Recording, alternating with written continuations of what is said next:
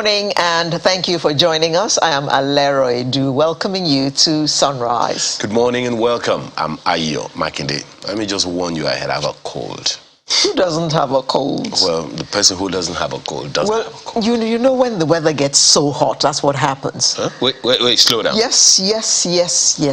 Because hot, we're all not cold. exposing ourselves to air conditioners, to fans and all that, and we come down with blocked noses. That's my logic.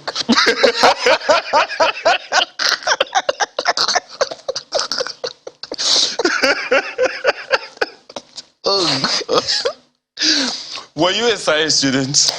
No. Okay, so your logic is okay. I mean, Alero's law of cold. It makes sense to me because I find that the hotter it is, the more I want to take a cold shower, the more I want to sit in front of the fan, the more I want to put on That is why you now what? You now... You've exposed yourself, so the cold has gone into your system, and the next thing you're, Achoo.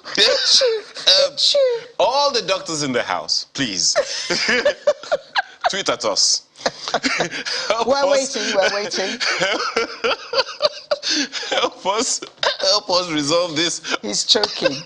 He's had his cocoa this morning. Yes, I did have a cocoa drink here this morning. But you haven't had any. I haven't had any, but I'm still deciding whether I should have cocoa. Well, cocoa would be the staple for you in Maiduguri. Or Kano. I'm sure my producer can help me with that. Is he going to go to the Maiduguri studio? Wherever it is that she will get it from. Oh, yes. Now, let's begin by saying thank you, Lord, for the return of our children from Ukraine. About 2,000 of them have actually returned. But of course, there are many who say they don't even want to come back. I mean, that hurt me. And, you then rationalize and you think about it. Say, well, why did they go in the first place? Because things were not looking up and up for them here, so they decided to go somewhere else. We had a conversation with the president of ASU. I think it was yesterday, and he was talking about, look, our 1 month strike is going to be over. 1 month warning strike will be over in 2 days. Yeah. Today makes it 1 day to go. Yeah. So by Monday, we'll have an announcement. Well, maybe by tomorrow, we'll have an announcement whether the strike continues or it'll be suspended to give government the 2 months they need or 3 months they need to do all the things that they want to do with that renegotiation. Yeah. But part of the conversation, man said, look, why do our students leave the country in the first place? That's one of the main reasons ASU is complaining. Revalidate the universities. He referenced the many years ago where they had lecturers from different countries in the world. They had students from different countries in the world. Indeed. Wanting to be in Nigerian universities. Yep. But today, you have zero foreign students. Well, maybe in the public universities. Yeah.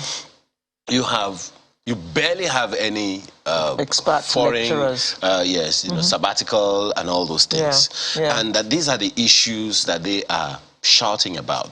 So when these students began to come back, one of the questions that came to my mind, Alero, is, okay, now they went to look for better education for themselves. For one reason or the other, they are back home now.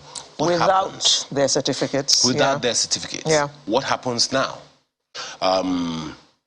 Is there any opportunity for them to get into any school here? Well, we hear that, they will probably resume, virtual learning and all of those things. But how good would that be in the same environment? So for those who say they don't want to come back home, perhaps that's their argument. What am I going back to? So I don't know. I'm at a loss, really. Yeah, of course. What am I going home to? I mean, one of the main reasons that features is I only know the date on which I enter the university. I don't know when I'm going to finish. It may take me 7 years for a 3-year course. you know, stuff like that. Not to talk about the quality of the learning which they're getting. And, this thing that you just said now, Leroy, reminds me of the days, I've said this countless times, here, of the brain drain in the 80s. It started back then. Have we done anything to stem the tide? Nope. Now, part of the thing the ASU president said yesterday was, on the average, we have a total of 70,000 lecturers in Nigeria. To how many students? Ooh, how many millions of students? Millions of students. Yeah. In public, private universities, specialists, universities, and all those things. So those challenges are there. We're happy that our children are back. In fact, one of the things that we have to praise is government has been very, very responsible in this regard. Yeah. Very highly responsible, no doubt about that. And, kudos to all the people who are involved in the process, bringing the children back home. Some of the children will complain to their mom, oh, dad, so what am I coming back home? You are home. You're safe. You're safe. Yes, that's enough for the parents. You're safe. Yeah, so... Next steps, I don't know. The fuel queues are still there, aren't they? Yes, fuel queues are still there. Deep breath. And that's not the only thing. Fuel queues are there. Fuel prices are unstable. On Sunrise Daily, was it yesterday or before yesterday, we raised an issue when we talked about this in passing. So let people send in from wherever they are how much they buy, fuel. It ranges in Port Harcourt, in Jos, and a number of other northern northern states, as high as 700 naira per litre. Ouch. But that's not sustainable. That's it. People are going to buy it now. But if it becomes 700 naira a litre, how many of us can afford to buy fuel at 700 naira a litre? It definitely is not sustainable. The question that you want to just ask is, what are we going to do? What are we doing to stem the tide? Because it would seem to many people that, look, no one is really paying attention to the people who are going through these things. Okay, this one came from Jos. So we used to buy fuel for 275 naira in Jos. Some of the filling stations sell for 255, some sell for 280. From Nasarawa, Kende Emmanuel said it ranges between 265 naira and 400 naira per litre. Oh dear. And that is what we know. And another place, so are you going to stop going out because you can't afford to fuel your car? Or you can't afford to pay transport fares? It's raising so many questions. That's not to mention the cost of diesel and the cost of aviation fuel, which is already causing all of its own panic here and there, and it definitely is raising food prices. Let's not even go there. Well, where I live, we've been told that power will now be sold to us at 180 naira per unit, up from 90 naira per unit. That's exactly double. What part of Nigeria is that? Somewhere in Lagos. Okay. Okay, so menu. Of course, all kinds of discussions are taking place regarding that because people's earnings are not getting any higher. They're not getting... any better. What do they say? How do they say it? When your salary is in salary increment. But your bills are getting higher by the day. What do you then do? Okay. Well... Then if inflation rate, that really amused me this week. Please don't. No, I got to say, I've just got to say this. It's like Americans are mourning with their inflation at 7.9%. They should listen to what ours is. Ours has gone down to 15.7. They are complaining. Oh yes. Oh, prices are getting higher. Oh, fuel is now $4 a gallon. $4 a gallon. Fuel is this. Oh, food is gone up. This, that. I say, yeah. Wait till you hear Nigeria's story. Can we go to the menu? The menu, please? Yes. Aviation. Don't even get me started on that. Let's just. I already started. Okay, slow down. Aviation fuel scarcity. Okay, see? You're back there again. Oh, that's on the menu. Sorry. Okay. And then the next thing we'll be looking at, we touched on this last week, but it's about time again to bring it to those who may have missed it. Bringing sanity to Apapa Port 1 year after. Find out what that is about. And then solving NURTW problems. NURTW meaning National Union of Road Transport Workers. How is that anything to worry about? What? It's a big thing to worry about. I mean, we'll find out in the course of the program. Reforming the correctional facilities. Miss Cell. That's not part of the menu, but it definitely is part of the menu. And towards a functioning rail system. Whoa, Especially that was embarrassing. The one that will not run out of... Some things are just no-brainers. I thought they were no-brainers. How could you run out of... Anyway, let me just... The artist of the week is a... person. Did you want to interview a dog? We'll get ourselves together and start the program in earnest in just a moment.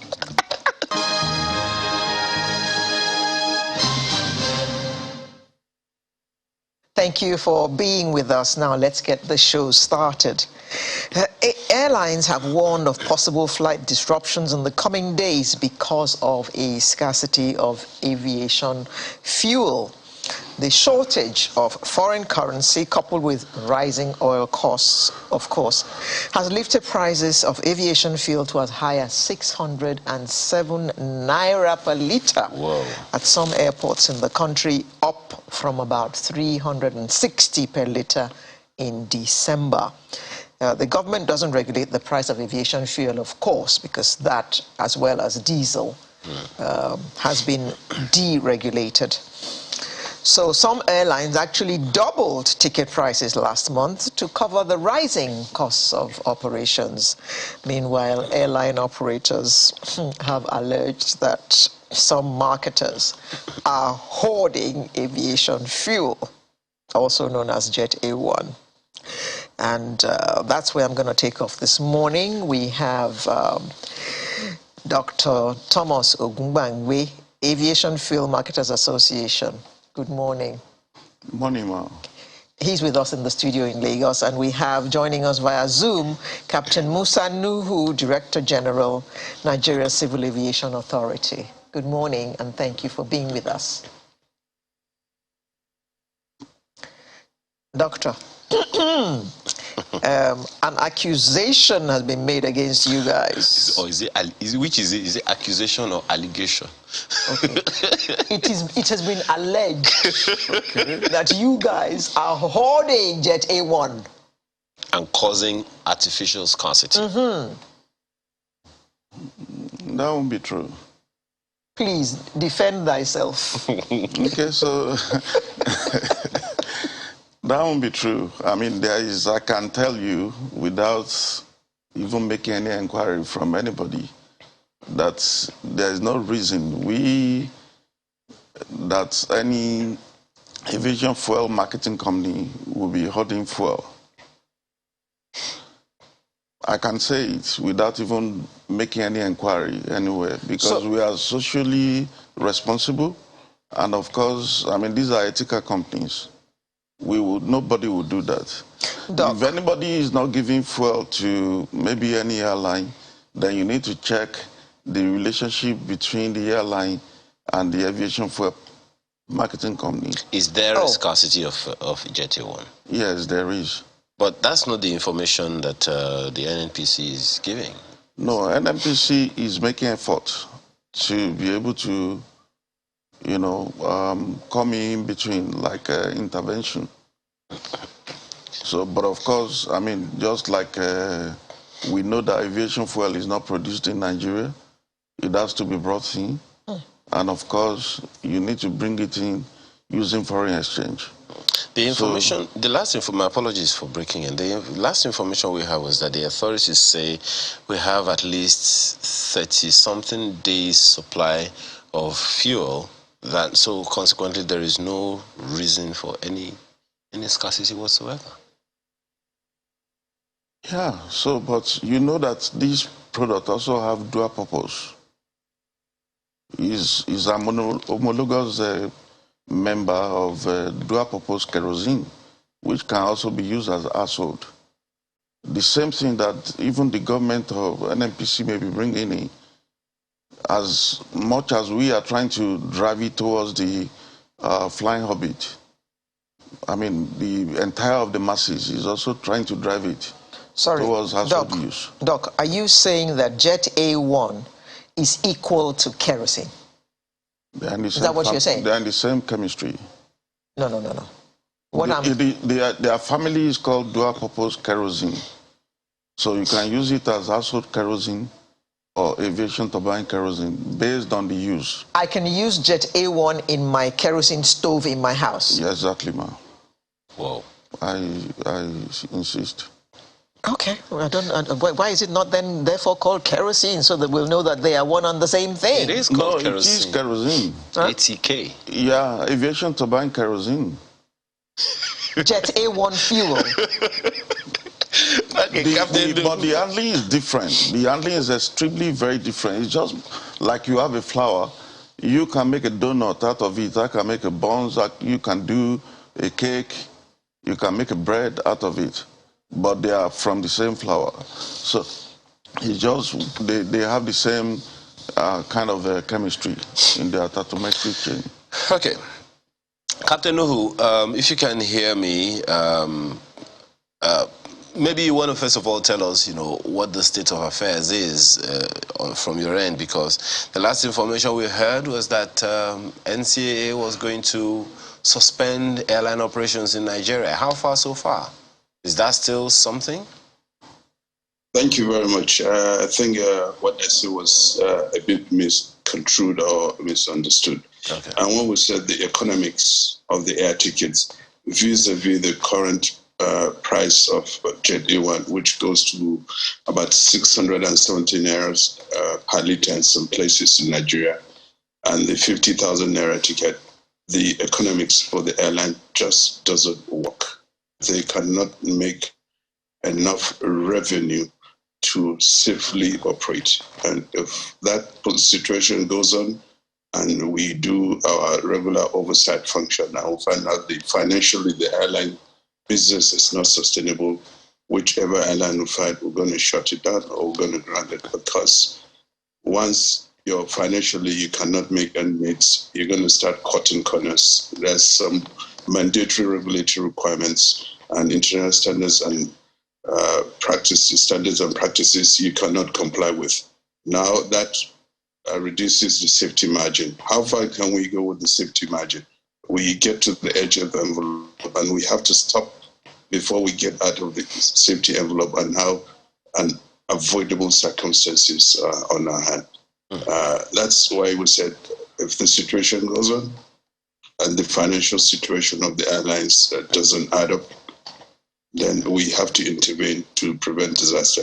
Safety is our number one priority. Then you have security and you have economic regulations.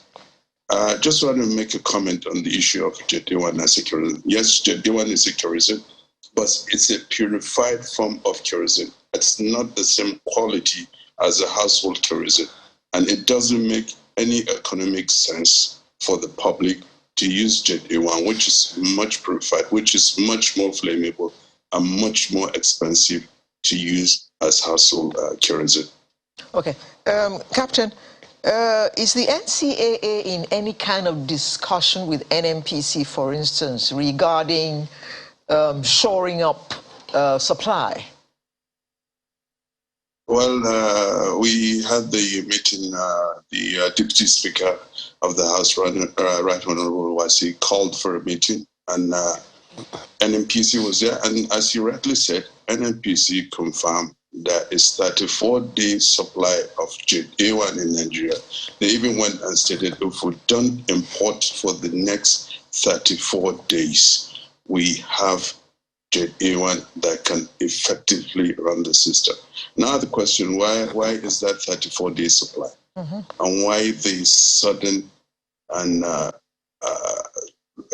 drag in price? The increase in the domestic price of kerosene is more than the increase at the international, proportionally greater than the increase, because the JO1 increased almost 3 times in Nigeria within a short period, and internationally the crude price just about doubled. So the two just don't add up. The maths don't add up. Something is wrong somewhere, and the GMD and NPC promised to look at it and revert back to the House, to the Deputy Speaker on Monday. Well, Captain, is there any fact? Well, you said that they have supply of about 34 days now, but then there is scarcity. Is there any confirmed hoarding of, there are allegations of hoarding against the fuel marketers, so has that been confirmed by any authority? Is it something that NCA has looked at and found some people, bridging the supply chain? NCA is not into the supply chain, so to be honest, I can't really answer that. I'm just saying what the GMD NNPC said, that's for 34 days of supply. I have no reason to doubt him. He's a man of credible character. He said that in front of the National Assembly, and I truly believe him. But what we know, he says that it's 34 days, but the airlines, not only the astronomical cost, they have difficulties in getting JB1. So something is amiss somewhere. What it is, I don't know. I am not going to come here and accuse anybody without facts. But what I can categorically state what I can categorically state is the GMD NNPC says that's 34 days of supply. At the other end, the airlines are having difficulties getting the fuel, even at exorbitant prices, up to 617 naira per litre. Okay. And at this rate, 617 naira per litre takes about 50% of revenue generated by every flight, just fuel alone. And that is not sustainable. The airlines have a lot to comply with.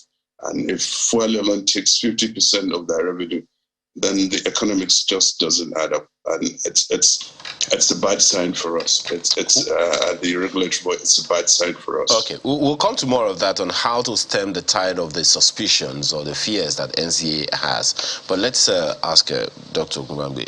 You just heard him straight from the NNPC. What then could be the problem? Do your people have supplies? We do not. Take us through the chain. How does it work? Where do you get the supply from? From what point to what point? Well, based on the information that I just had now, that there's 34 days supply. I personally, apart from my industry relationship, I run the largest spread of aviation fuel company in Nigeria today. Do you import your own fuel, or you get your supply from NNPC? We used to import, but we are not able to import again because we cannot. Foreign exchange constraints. Okay. Yeah. So all your supply comes from the NNPC? But we have not gotten any 1 liter from NNPC. Is it because you haven't requested, or? We have requested. We also have. We have all the relationship, the bulk purchase agreement with them, but we've not. So what, in your opinion, could be the challenge now? The challenge is the chain. I think it's the supply chain. So there are companies who do not have anything to do with the wings of the aircraft or putting fuel in the aircraft that are in custody of the product in between. Now, That's where it lies. are there any of your members who import aviation fuel? All of us, even including my own company, we all import. Used to? We used to import. Okay. Are there but any that nobody is who are able to now? No. So all of you get your supply from? Well, maybe some of the major oil companies, some of them may be, doing their own importation on their own. But it's practically impossible to import now. Even the 600 naira that we're selling to local, I can tell you, all the internationals are buying 400. Meanwhile, we're getting the product at almost 600. Slow down. They get it at 400. These months, I'm mentioning to you, in Nigeria. Who from? From us. We're selling at loss. To the international? Yes, Why? because we're already on contract. The prices were locked in based on Before the this price. happened. But the middle people between us and the NNPC are not making things work. So what are your expectations from the NNPC now that they have put out the word out there? The people that Department of Petroleum Resources, the organizations that they've licensed to sell jet fuel are out there. Can NNPC also give the allocation to the people, the organizations that will give it to the airlines? And just like I mentioned, in between, when they get it, they are just commercial people that want to make their own money. And in the middle of it, there are other people who also come to buy this product for other purposes. These middle managers, are they members of your association? No, they are not. You said they buy the product for other purposes. What other purpose or purposes are there for Jet A1 fuel? No, like I mentioned, the idea is that, they may, like I said earlier, that they may be in the same family, but they are probably can be used interchangeably. You can use even Jet A1 as an household kerosene. But you just work for it, but you can't use household kerosene as Jet A1. Captain just explained to us that Jet A1 is more refined and therefore more expensive than kerosene. So why would any flammable, household person decide to go and start searching for Jet A1? Because we don't believe it's sold at the filling station, you know? Okay, so like I mentioned, and the captain only tried to mention that you can't use household kerosene in an aircraft. Jet A1, but you can use Jet A1 as household kerosene. But why would I want to do that when it's more expensive and it's not readily available? Yeah, so that's what I'm saying. So in this situation now, even the household kerosene seems to be more expensive than Jet A1. Interesting. So, Captain Nuhu, you raised some fears earlier about airlines. Your fears about airlines cutting corners because of the rise in overhead costs, and you have tried to mention some of these things. What are the steps being taken? Because they are in business. They're a very, very critical part of the economy, of Nigeria's economy, and most certainly very, very relevant. So, are there any intervention efforts by the NCAA to ensure that those fears do not see the light of day?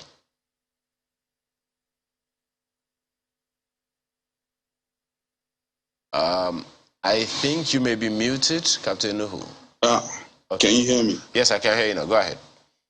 Okay, thank you very much. Yeah, that's, we keep doing our surveillance, we keep doing our oversight, enhanced oversight to ensure that airlines comply with all the standard and recommended practices and all our regulatory requirements. But the reality, and we have to face the reality, once anybody, a business or individuals under significant financial stress, they are going to take actions to survive, and they have to cut down some expenses and are concerned in the process of trying to reduce their expenses. They might touch critical areas such as maintenance. I'm not saying they are doing it.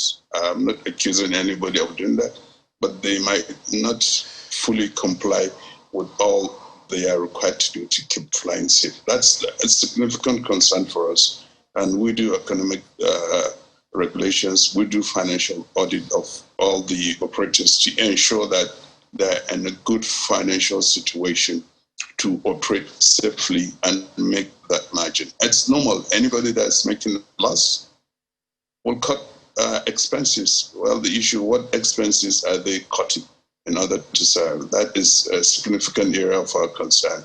And it's putting a lot of pressure on us on enhanced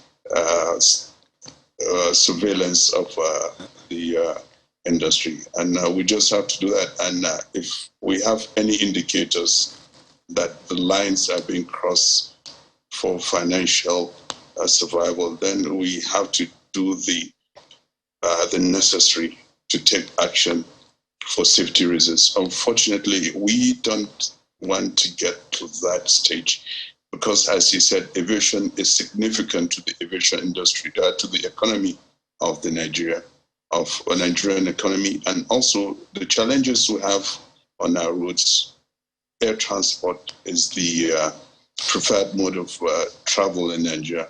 And also the very, very oil industry. If aviation stops, it's a matter of days, the oil industry is going to shut down because they depend on aviation for transportation of staff, equipment, and services to the rigs and other places for that, which is critical to the operation. So we must do all what we can do to ensure aviation survives in Nigeria for the benefit of the national economy in the short and in the long term.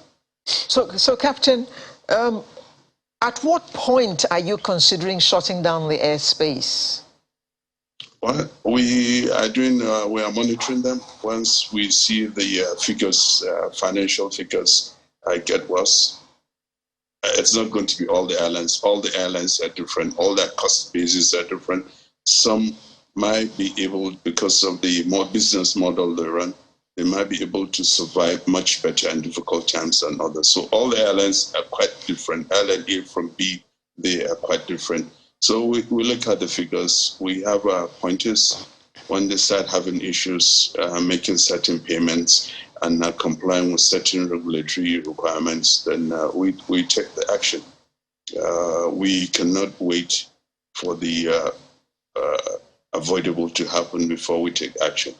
Okay. But the point is, we hope this is resolved to avoid getting to that stage, because it's a vicious cycle. If we have to ground any airline, it's going to compound an already terrible situation. So it's a vicious cycle we're in, and we hope this cycle is broken down. I know the Minister of Aviation, Senator Hadi Sirika, is working on this to see what kind of solution can be found. The National Assembly, as the Deputy Speaker of the House has intervened, we hope all this can be resolved within a short period. Okay. Now, Doctor, are there any options for getting aviation fuel by your members? Yeah, the product is not manufactured in Nigeria. Mm-hmm. And there's no refinery up until today that is qualified to do that. Mm-hmm. So it has to be imported. So for you to import, you need letter of credit, you need foreign exchange. That's where we are. So you have no option but to just sit down and wait to be supplied by NNPC? Well, or the other big... You know, this product was deregulated, I mean, like almost 20 years ago. And we've lived our life. If NNPC remove, their involvement, we will look for a way around it. And the industry will go on, just like we've always done. Mm-hmm. But with their whole involvement, nobody can compete with them, because the way they source their own forex through government, no organization is able to do that. What necessitated the need to stop organizations such as yourselves from importing? Okay, so like I'll give you an example. I run an organization, for example, which has the largest spread in 15 airports in Nigeria. And we have all the facilities and everything there. The last importation we made since 2019, we have not been able to service all the the payback in dollars till today. Why is that? What happened? Yeah, because, for example, we brought in the product when at about 365 naira per dollar. And at the time that we were going to return the money, it has gone to almost 500. So, and even sourcing the dollar through central bank, bid after bid, you bid and you're giving $10,000, $5,000 out of 6 million. So is the central bank that is not allowing that to happen? No, well, I don't know how the government work. They will only do based on what they have the capacity to do. Well, Captain Nuhu, I remember part of the conversation you had in that meeting with the Deputy Speaker of the House. He talked about, he mentioned something, well, pretty much accusing, if I can use the term, aviation stakeholders of blackmailing the federal government because of the rise in the price. And when he mentioned aviation stakeholders, you were at that meeting. Any idea who these stakeholders are? You have mentioned, of course, your organization is there, and you have also mentioned the NNPC. Which other stakeholders are there that need to get involved in this process so that the prices can come down and then your own necessary shutdown of the airlines would not happen? Well, the aviation stakeholders, we don't supply fuel, we don't produce fuel, we don't import fuel. It's done by NNPC and the independent marketers. We had the GMDCs who have 34 days supply of aviation stock market, and yet Thomas is telling us there is no fuel. The two positions don't jive together. What's happening in between? We can only raise the alarm and talk to the necessary parties to avoid this situation. But unfortunately, fuel is out of our purview, it is out of our control, but it's a significant factor that affects us on all what we do. And we can only raise the alarm to the necessary authorities, which we've done, to the Minister of Aviation under the leadership of Senator Hadi Sirika, the Honorable Minister of Aviation, and also to the National Assembly. And I hope these two arms of government can, with the NNPC and the independent marketers, we can find a solution, somewhere middle ground where fuel is readily available at sustainable prices to the industry. If the industry shuts down, even the marketers, the oil industry in Nigeria will shut down. That will be total disaster, and we don't at all costs. We must not go to that level. That's why we are seeking this intervention. I, as the Director General, say, yes, I have no control also whatsoever in the supply of fuel in Nigeria, but it affects industry significantly. What conversations are you having with the airline operators along this particular issue? Well, we are talking with the airline operators. You see, the problem that cost of operation has gone up significantly, and even with the 50,000 naira basic airfare, it's not sustainable. And it's a catch-22 situation.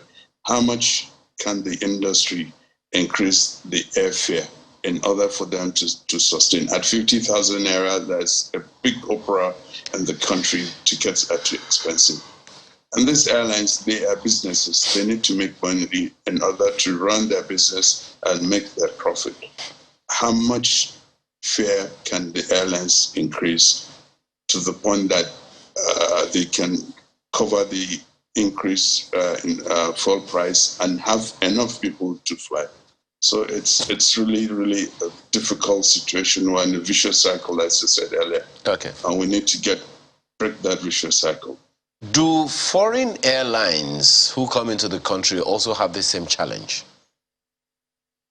I've not had any complaint from foreign airlines, surprisingly. I'm not aware of any. They may have, but I've not had any complaint from foreign airlines, either on the supply of Jet A1 or the cost of Jet A1. As Mr. Thurman said, apparently some of the foreign airlines had already hedged at 400 naira per liter, so they still get their supply because they've already entered the contract. But to your question, I've not had any complaint whatsoever from any foreign airline, either on the supply or on the cost. Okay. It's Captain, only the domestic airlines. Captain, we must begin to wind down now, whereas we all appreciate that shutting down the airspace is not where we want to be. It's certainly undesirable. What would you suggest? I mean, what is the way forward now so that we do not arrive at you shutting down the airspace? Well, I want to make correction. It's not shutting down the airspace. It's nothing shutting down. It's shutting down airlines that we find are not financially viable under the current circumstances. Shutting down the airspace is a huge thing, and that will be taken at a higher level of government, not at my level of authority. But the only thing that can be done to answer your question is that the problem about Jet A1 supply and the price of A1 must be resolved one way or another. I don't know how, but we must find a solution to provide a Jet A1 readily available and at the costs the airlines can afford in order to have affordable airfares for the traveling public. Doc, we don't want to arrive there. So what do we need to do not to arrive there, where airlines are being shut down and people cannot move to do their daily, businesses?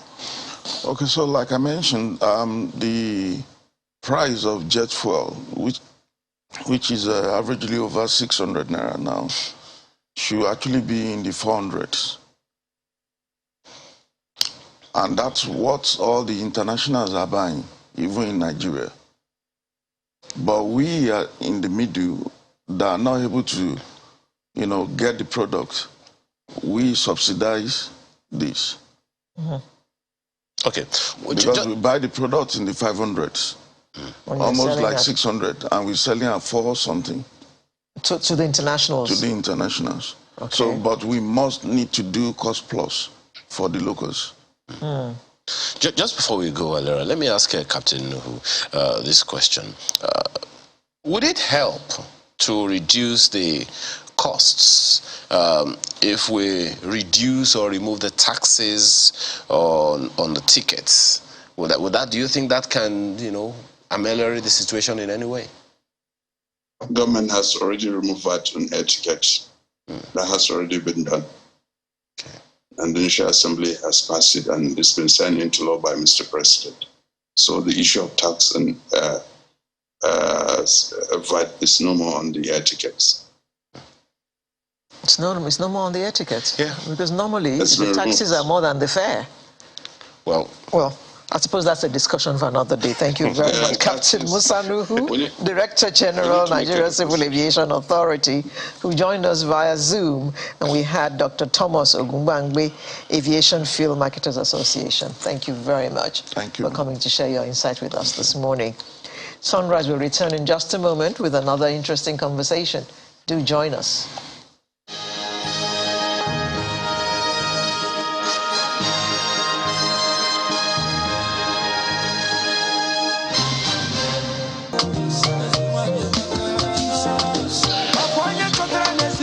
You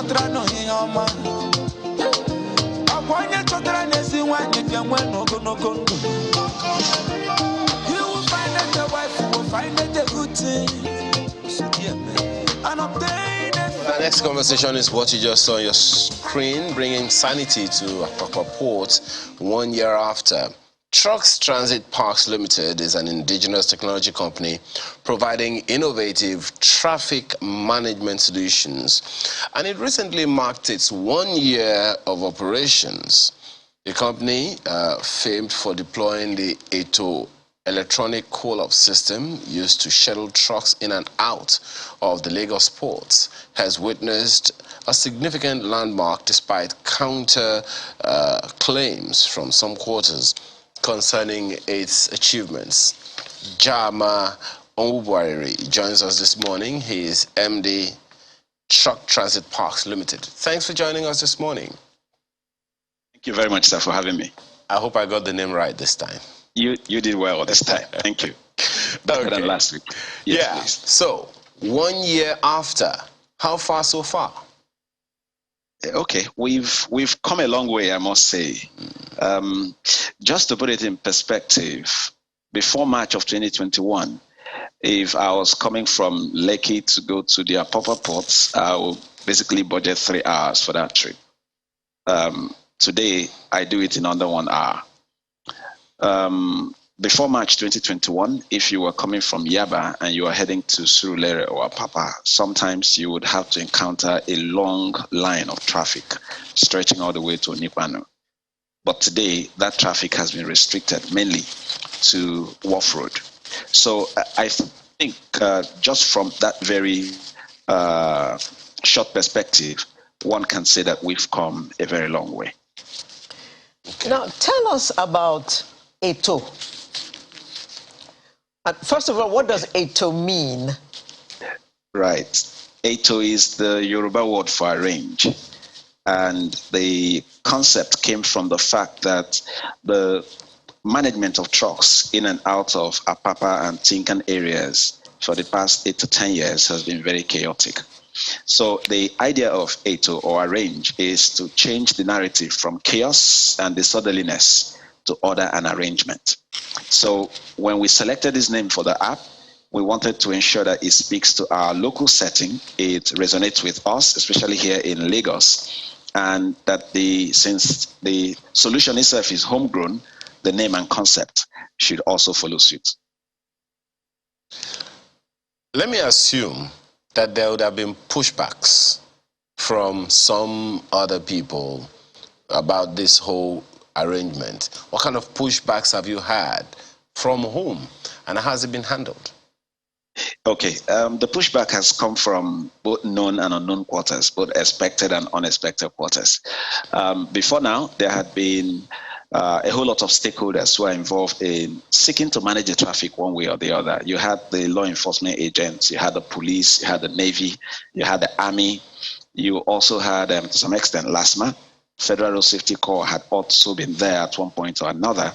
And then you have the transporters and their transport unions. You had people that are called movers, people who don't necessarily have trucks, but they act as middlemen between the law enforcement agents who were managing the traffic and those who own the trucks. So when those who own the trucks need to have their fleet move into the port or move into Apapa for that matter, they would have to pay these middlemen called movers, and then those ones will settle the enforcement agents on the road, and they will give them the details of the truck. So when the trucks approach these checkpoints, they let them pass because they are treated as priority. In other words, they have settled. So members of the ecosystem who are involved in this arrangement before we came on board have variously kicked in different forms. Some have come from trying to corrupt our staff. Some have come from trying to launch a campaign of calumny in the press and the media, complaining about the service, picking on very pedestrian things and complaining about. Some have also gone as far as reporting us to the police and say, please investigate these people for XYZ. So all of that had come, but they were totally anticipated because we know that the 100 million naira corruption industry, which we were trying to dislodge, is not going to go away without a fight. Okay, Jama, can you tell us briefly how Eto works from beginning to end? Okay. Let me assume that Jama has a truck or a fleet of trucks, and he uses these trucks for both port and non-port business within the Apapa environment. ATO requires him to create a profile. So this creation of a profile means that you go to our website, click on register. You need to provide some details about yourself, about your business. What's the website? www.ttp.com.ng. Okay. www.ttp.com.ng. So after you have created com.ng. So after you've created this profile with your details and your business details, you are then required to upload the trucks which you have on your fleet. So if Jama has 10 trucks, he will impute details of the 10 trucks, and then he would also register on the platform the drivers who typically move these trucks for him. And there's an electronic wallet which you can fund through any of the payment channels which we've provided. And after you've done that, I can say you're ready for business. So if Jama now has a call or a request from a customer, please, I want you to return this empty container for me to the port, or I want you to go to flour mills, for example, in Apapa and pick up these materials for me. Jama will need to log into his profile on ATO, select the truck that he has built to go for that service, and then match it to a driver who is already registered, and he will select the park where he would wait, where the truck would wait before it is then invited into the environment. So after all of this is done, a ticket is then generated. An electronic ticket is generated with a unique code, which is handed over to the driver or sent to him as text or WhatsApp. And the driver can use this to pass any approved or authorized checkpoint, and also to access the park that has been selected for that journey. So that's typically how it works. When the driver arrives at the port or at the park, as the case may be, he will use the access code to lift the barrier. So he can punch in the access code that comes with the ticket, or simply scan the barcode on the access barrier screen provided. The barrier lifts and the truck is able to go in, and it's a one-time use. So immediately the truck goes in, the ticket and the code can no longer accept any other truck for that journey. So that's basically how it works. So everybody is captured within a single data dashboard, and you are able to schedule and move the trucks based on the need of the port or the terminal or the warehouse they are going to serve, and the condition of the road at the time they are required to come. Yeah, Jama, if everybody is complying with ATO, how come there are still trucks parked on the bridges, on roads to Apapa? Okay, so that is where the Nigerian factor comes in. Not everyone is happy to comply, because the priority service I described earlier before we came on board had given some undue advantage to certain operators. So what that means that those who are able to pay 100,000, 150,000, or 250,000, as the case may be, can get their trucks into the port faster than those who want to go, I will say, using the normal routes. So when this system came that is very agnostic, it doesn't recognize whether Jama has 1 million trucks or if he has one truck, everybody needs to queue up. These individuals were seeking for a means to retake their territory, if I may put it that way. So some have sought to use the enforcement agents who are currently on call-up enforcement duty to still try to retain a form of priority by saying, hey, my truck is going to pass here by so and so time. You can block the others and let mine pass first. So when that happens, someone who now has a genuine ticket is now kept waiting for some time. And what happens is that this easily creates a tailback. You also have scenarios where a transporter has already gotten his ticket to go in and drop off a cargo, but he is also waiting for someone to call him and say, I have something else that you pick up from the port when you are coming back out. So instead of moving promptly to go and drop the container the truck is carrying, they will slow down, sometimes even stop completely, in order to get a return business for which they would then be paid once more for that same trip. So when this happens, you would see naturally a tailback. So these are two causes. A third cause is road condition. Basically, at the Tinkan Island end, road construction is still going on even as we speak. So this actually also reduces the available road space and leads to congestion from time to time. So these are the key reasons why you still see from time to time, and in some areas, truck traffic congestion within Apapa and Tinkan. I'll assume that there is some enforcement, to ensure that such things are not perpetuated in a way that continues to mar the good work that your organization is doing to reduce, congestion and all of that. That is true. Mr. Babajide Sanwo-Olu has graciously released a long list of law enforcement agents, particularly LASMA, Lagos State Traffic Management Agency, who are on duty in Apapa and Tinkan to enforce the call-up system. This has largely helped to ensure that the structure or the organizational setup of the call-up system is maintained. But as in every 12, you will see a Judas. We've also seen those who are compromised due to either their affiliations with certain individuals or just plain greed. So looking out for opportunities to extort from the driver still, or to grant unfavorable, unapproved priority to certain orders for gratification had marred the complete success of the call-up system. But the governor is listening actively as we bring these complaints to his table, and we see action being taken in respect of some of them. Which organizations or bodies are you collaborating with to actually achieve this? The traffic in Apapa is about 50% port-bound and another 50% made up of warehouses and logistics companies that are operating within the Apapa and Tinkan environment.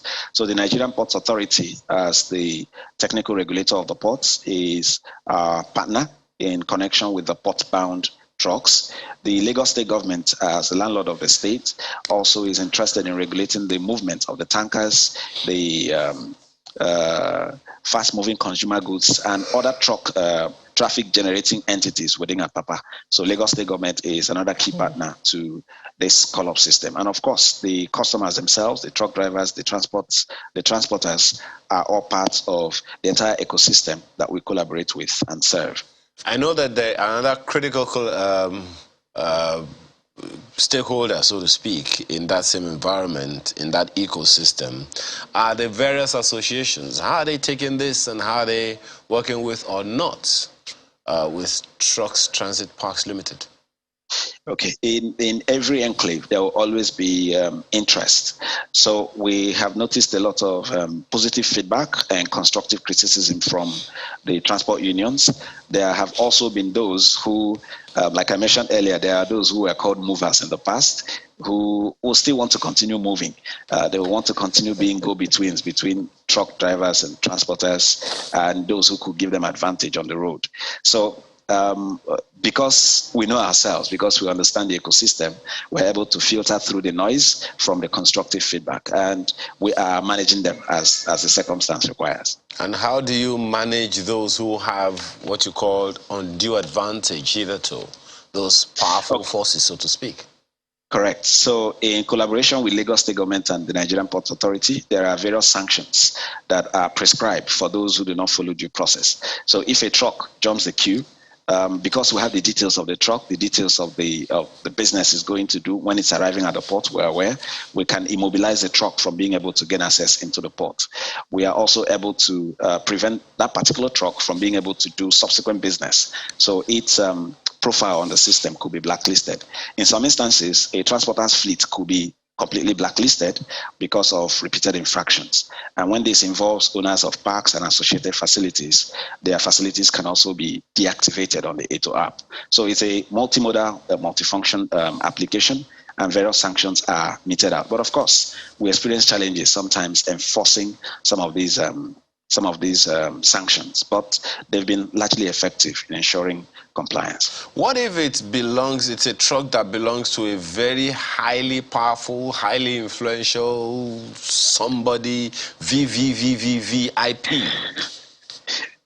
Okay, so I will say that this has happened in a number of occasions. What typically happens is that because our system is data-based, we're able to present the data. And with this data, sometimes it's difficult even for a VIP to protest that certain sanctions are meted out. But I must say that the Nigerian factor sometimes impedes the pace of applying these sanctions. But eventually, when the data is gathered and is presented in a format that is incontrovertible, it's usually difficult to refuse to at least acknowledge that the sanctions were in order. 10 seconds. What's for the future? The future is tech, and I will say we have developed a new application called Tafia that enables the transporters to be able to find cargo that is close to where they are. So like I mentioned earlier, instead of hanging on the road and then waiting for someone to call you on the phone, we recently launched an application on the 28th of last month that enables them to online find cargo where they are, and then they can easily connect with the owners of those cargoes. Well, we have to thank you very much and wish you the best in all that you do to make our ports and our nation ultimately better. Jama Obuarere is Managing Director, Truck Transit Parks Limited. Thank you so much for your time again. Glad to have been here. All right. So, right after now, another conversation is coming. Stay with us.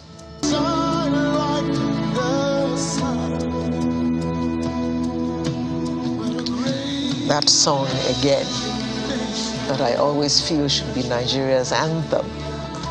We will defend our land. Should we legislate for it? Who's we? The Federal Republic of Nigeria. Okay, we shall send a bill. For an act. For an act. We could do that. Yeah. But I can assure you it will be thrown out. Why? I mean, someone shall change the national anthem before. Okay. Anyway, let's try and look at what is in front of us for now. We're trying to reform the correctional facilities in the country. So isn't that also correction? We want to correct the national anthem. Yes, that's correction as well.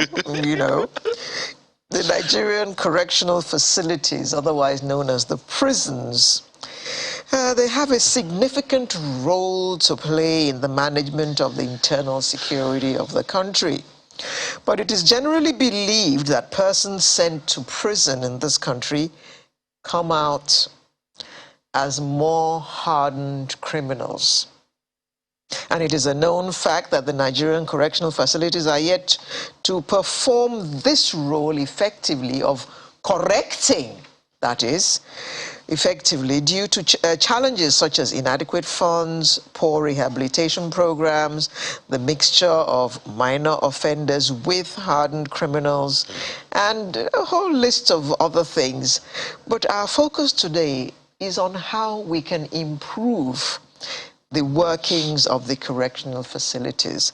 And it's my pleasure to welcome in our studio in Lagos, Mr. Benson Iwagu, who's an Executive Director, Prison Fellowship of Nigeria. Good morning. Good morning, ma'am. Glad to be here.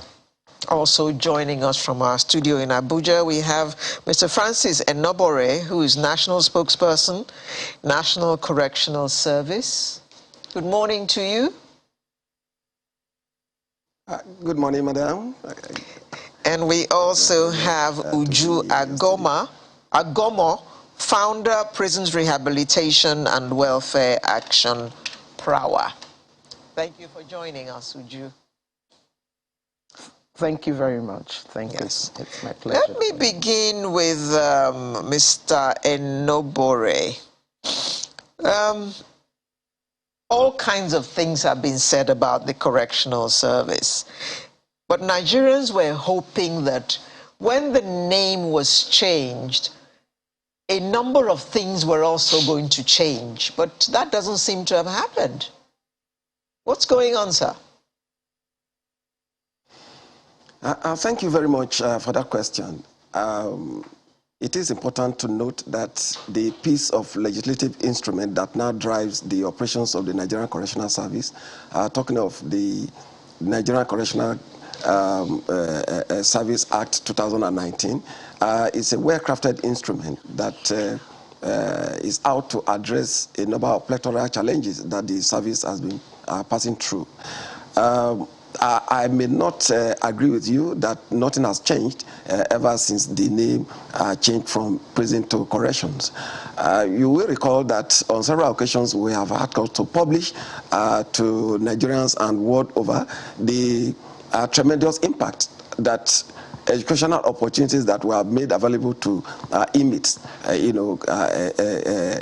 been able to achieve. We have presently close to 1,000 inmates running different degree programs through the National Open University of Nigeria. We have others that are doing NCA program with Yewa College of Education in Ogun State. And we have a plethora of vocational trades to which we expose these inmates. Just a couple of months back, there was this inmate that discharged from one of our facilities in Gombe. This inmate came in without anything, no trade, no education. While he was in custody, he was trained in the act of knitting and weaving and dressmaking.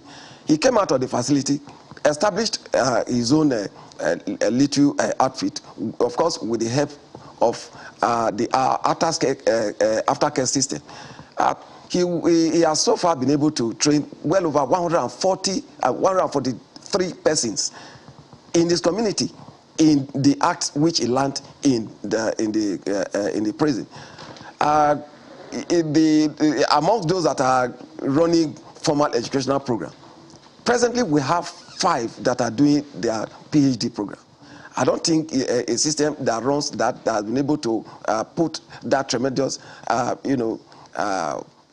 changes in the lives of offenders can be regarded as being static. I agree with you perfectly that we are not where we want to be and where we are supposed to be. But it's my hope that if we all put our hands together and get the appropriate funding from the government, we'll be able to do a lot to actualize and begin to activate the provisions in the new act that we are celebrating, that the whole world is celebrating, that everybody wants to see come to fruition. Okay. The new act, among the things we are expecting in the new act, is humanizing custody of offenders. Okay. Beyond that, exposing them to adequate training. We'll come to some of those issues that you have raised, Mr. Iwagu. But let me ask the madam next to you if she agrees with you. After all, she is all about prisoners' rehabilitation and welfare. Do you agree with him that indeed, since the change of name from prisons to correctional facilities, there has been an improvement? Yeah, I would say that there are things that have been done following the passage of that law.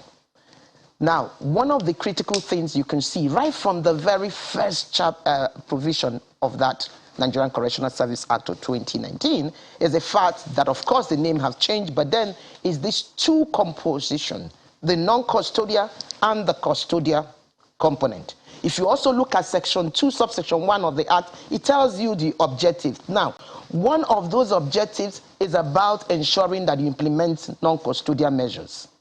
Then, of course, the issue about rehabilitation, reformation, and reintegration. Let me just take one, which is the issue regarding the implementation of non-custodial measures. The whole of part 2 of that act also clearly states what needs to be done. So, in section 8 of the act, it talks about the need to establish a directorate specifically on non-custodial measures. They have done that. The Nigerian Correctional Service have done that.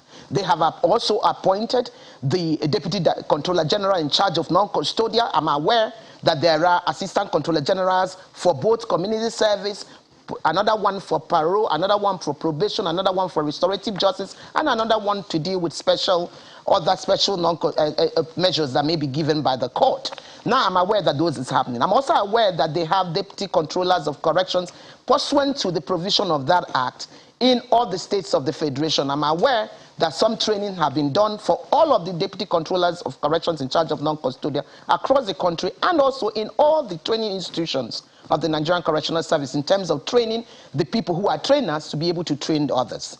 But that's it.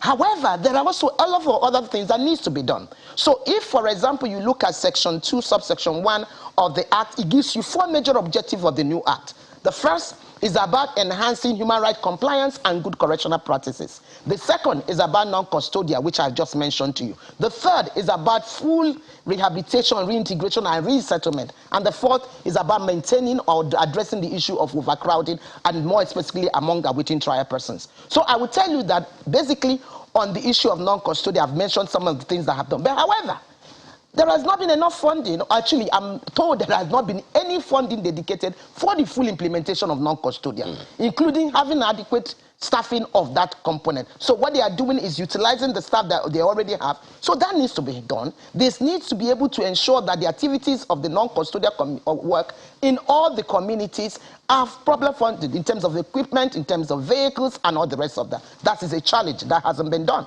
Okay. Secondly, let me also take one other example. Take the issue of security. If you look at the Act, you will clearly understand that within the remit of the Act, it clearly tells you that we need to put certain security gadgets, CCTV cameras, scanners, body scanners, and all the rest of that.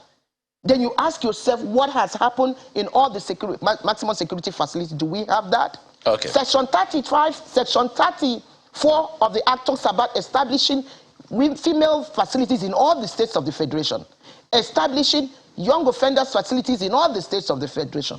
That has not been fully complied with.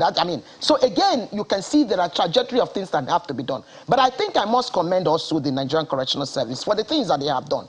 And I guess what they have been doing is utilizing the things that they can utilize within the existing resources and manpower that they have, hoping, I believe, that these things, in terms of the right funding and required to be done, has to be done. Okay. But again, I think that this is really where we need to there are so many things to unpack in some of the things that you've said already, but let's see if we can peel them one after the other. Well, by the way, I wrongfully called Mr. Enobore Mr. Iwagu the other time. Forgive me for that one. So Mr. Iwagu is here. I already gave your name to somebody else. Good enough. I am here to defend my name. Benson Iwagu, Executive Director, Prison Fellowship, Nigeria. Well, I don't know, you even know how to begin, this conversation from your own end. These facilities are supposed to be correctional from the very outlook. I mean, the people who are there, they committed offenses or crimes or whatever it is. They are presumed, but some of them have been convicted. Some of them. Okay. We understand that about 73% of the total number of inmates there are awaiting trial. Only 19 million plus out of 70 million inmates are only 19,000 out of 70,000 have been convicted. The others are awaiting trial and all of that. I'm wondering, what's your take on all of these? And already the prisons are the correctional facilities are 37% overcrowded. Well, thank you for raising that notorious question. And one thing that flies in the face is the fact that if of your correctional establishment 70-something% are yet being processed, doesn't it tell you something about your criminal justice system? I think it does.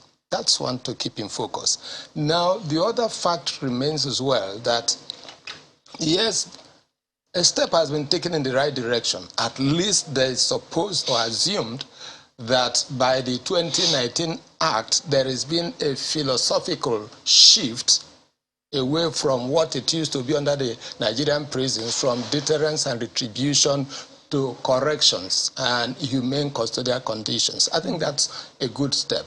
However, the taste of the pudding, they say, is in the taste, in the eating. So, and we know that, for instance, look at how beautiful your studio is. If this infrastructure were not here, I'm sure it will impact your performance and your output. The same goes for the correctional establishment. I do feel, in fact, for the men and officers in that establishment. Because they are dealing with human beings. And for that effort of reformation, rehabilitation, these are complex subjects. Reformation is an eclectic subject. It's not just one way stuff thing.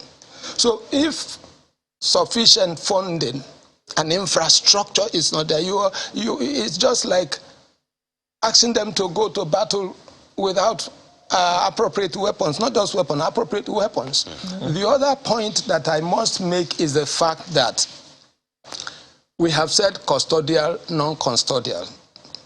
I think the first expression that should be given after funding is let us have a rehabilitation and vocational center as the face of the non-custodial directorate.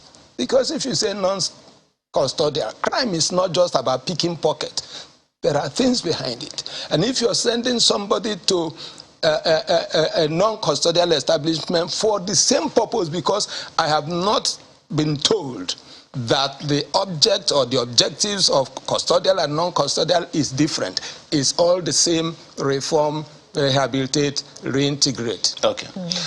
Let me ask Mr. Enobore this notorious question that I'm pretty sure that you know would come. You may want to speak to why. Maybe it's part of those activities. There was this event that you know has gone viral. Everyone is talking about it now, where a murder suspect alleged to have committed murder participated in an event which I'm sure you are aware of. So why is it something that the prison service encourages? Why did that event hold? And you know, it was all in the face of the media, so to speak. Why publicize it? Thank you very much. Please, before addressing that question you just raised, let me quickly correct an impression raised by Barrister Iwagu.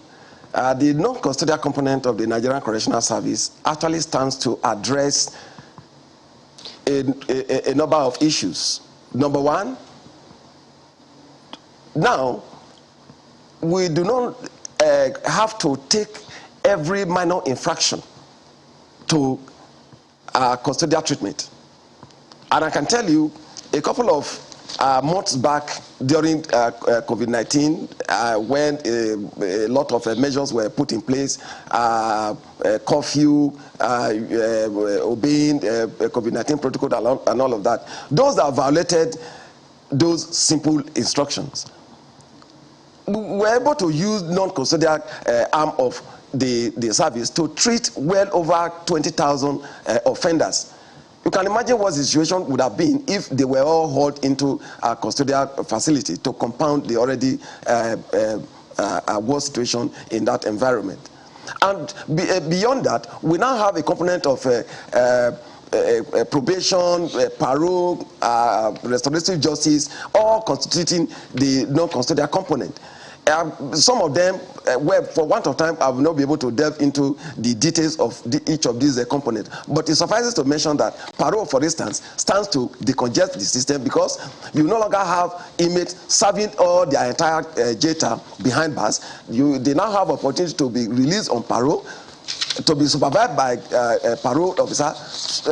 Part of the term they will spend under parole will no longer be within the confines of the prison. Now, coming to the question you raised about the event that just happened in Lagos. First, I want to let you know that that event, the beauty pageant that seemed to have stolen the show, happened to be one out of the many events that were put together that day. And I will also let you know that it's not the first time that we are encouraging psychosocial programs. We bring in a number of engagement activities, social engagement activities. First, to calm the inmates, to put them in a stabilized and manner, in the right frame of mind with emotional stability, to be able to answer the allegation they are facing. What we did, I believe, has no way of vitiating the case that is being tried in court. We run a system that does not encourage discrimination. So where you are there, whether you are a convict or an awaiting trial, our rule of engagement says you should not be discriminated against when it comes to psychosocial support. So the lady participated in that event. Surprisingly, a number of media organizations that called me, both within and outside the country, they had cause to commend the service for, coming out from the retributive system in the past that never took us anywhere to a system that looks at the future of the offender, the character in question.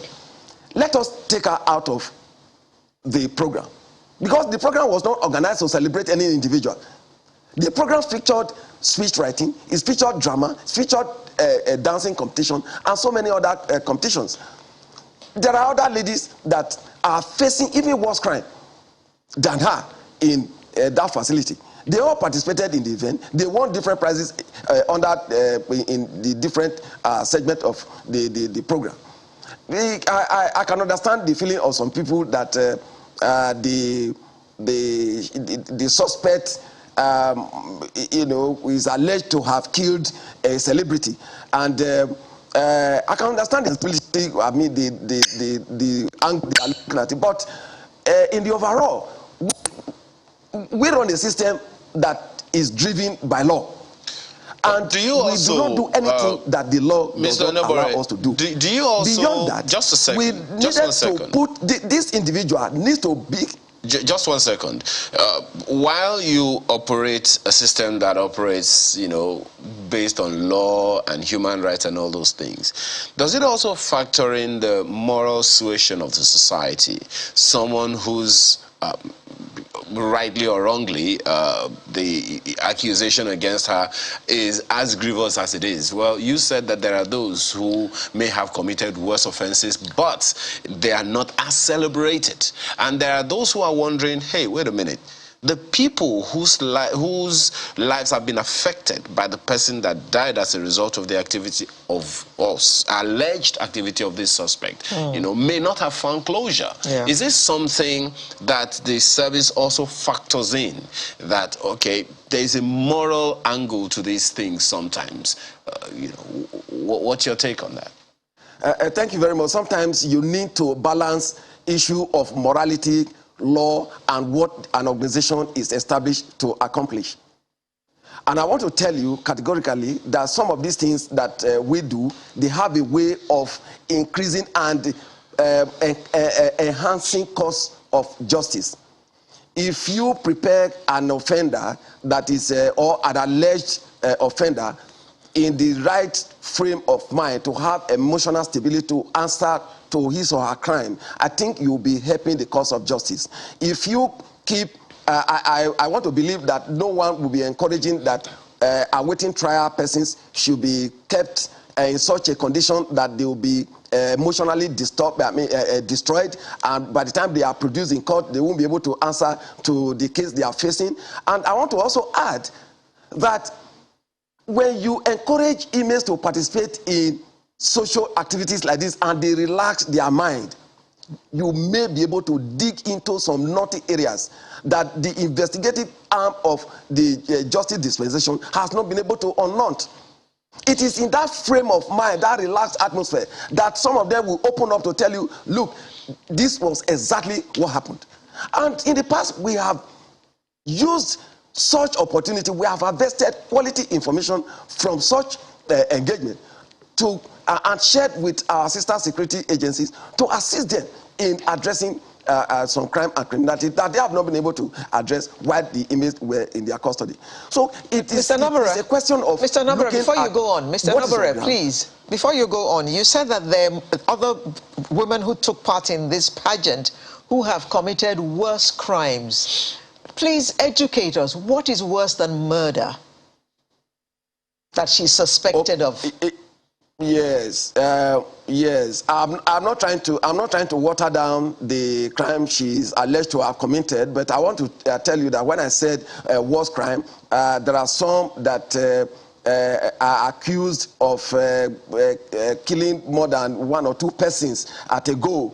Well, if you need the detail, I'm sure if you go to that facility, they'll be able to tell you. Murder there are is some murder. individuals there that, yes, a number of children, maybe her mates, children, gather them and snuff the life out of them. Very young, innocent children that have not offended anyone. Yes, no offense is worse than murder, but the circumstances under which some crimes are committed and the victims involved, you almost be tempted to say, wow, this is really terrible. They are there. We are not taking side with anyone. Our own is to prepare everybody to be able to answer the allegation that is posed against the person. If you have blood in your hand, all right, what we have done has no way of vitiating your trial, and you must face the allegation that is presented. Uju, you are of the Prisoners Rehabilitation and Welfare Action. In your experience, what kinds of people are you rehabilitating, and how exactly are you rehabilitating them? What are you taking them, I mean, when they come out, what kind of things do they do after you have rehabilitated them, sort of? Thank you very much for that question. But there is a very important thing that happened during Mr. Francis Inobero's explanation that I think it is important to flag. I think the whole of what is happening here is the fact that there is a need to push the issue about victims' rights. We should not lose sight of it. This is actually the hallmark of restorative justice. If you look at the Part 2 of the Nigerian Correctional Service Act of 2019, it clearly states that these restorative justice, including victim offender mediation, family group conferencing, and the rest of that, including community circles and all the rest of that, is important to happen, and it needs to happen all across the criminal justice process. Before you get in at the police stage, at the trial stage, even after sentencing, even after you have served your sentence. So I think what we must do as a people, as a nation, is that we must ask the critical questions. What are we doing for victims? That does not vitiate what needs to happen for the offender. And I'm going to come back to the issue of that offender. That is the balance. Oputa did mention this. The true justice sits on a tripod. And what is that tripod? Looking at what needs to happen to the offender. Because that offender, unless the offender dies in custody, is going to come out someday, or unless the person has a life sentence. Yeah?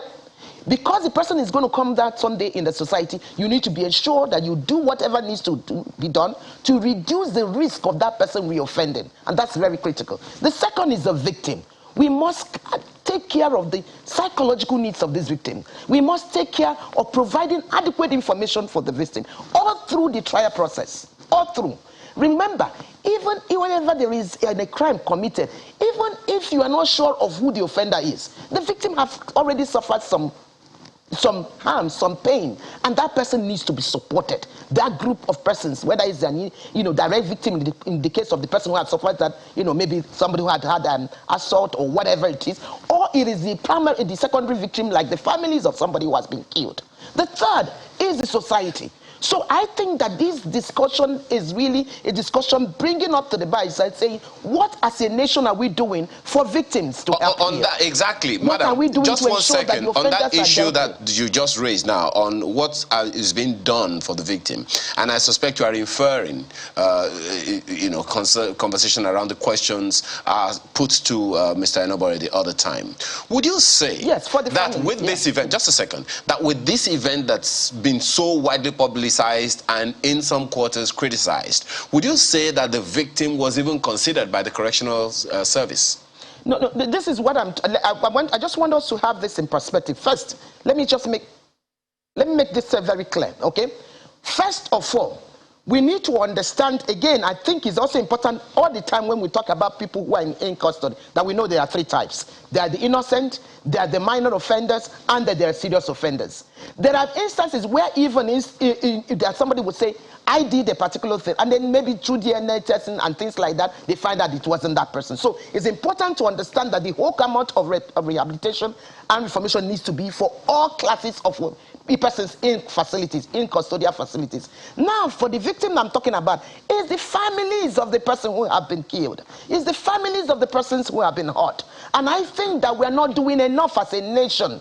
We're not. The same time, I mean, we had a little program that we did, which was like witness support. When you say we are not doing enough as a nation, just a second, Madam.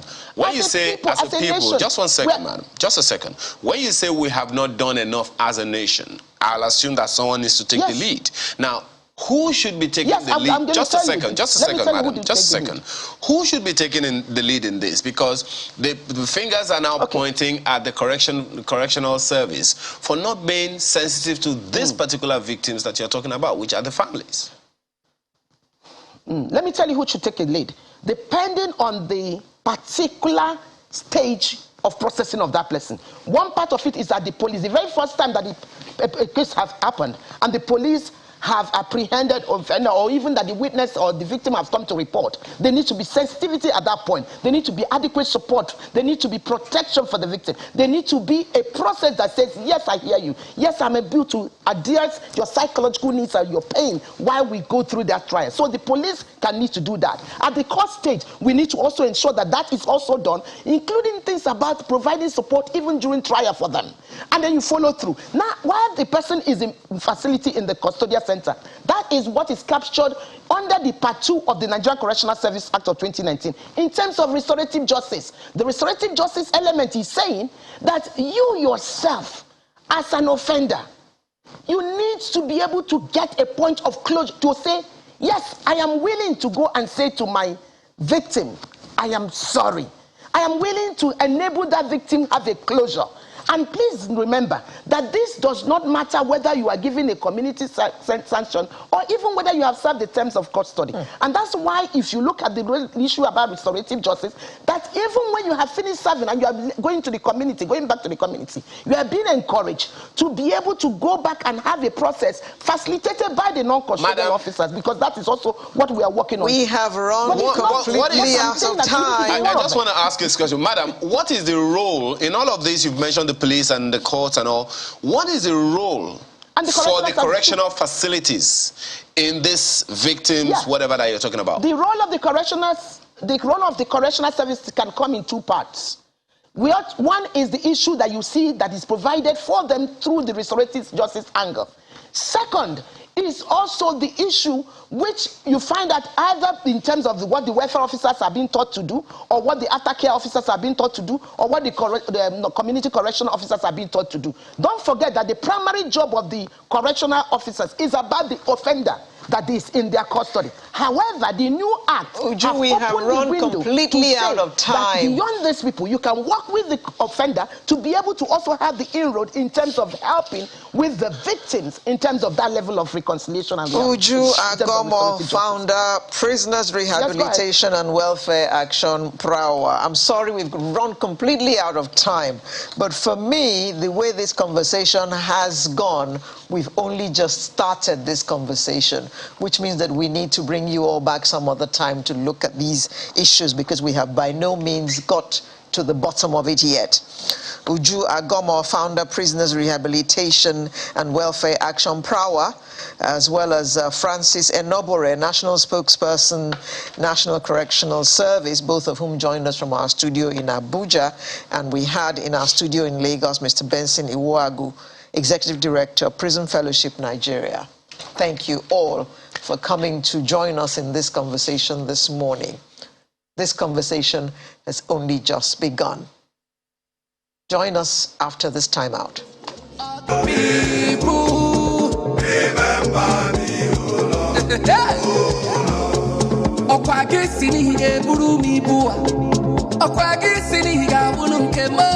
Manenu, anam ni rugi, kam keto keni mege. Okwagi siriga bulu bibu.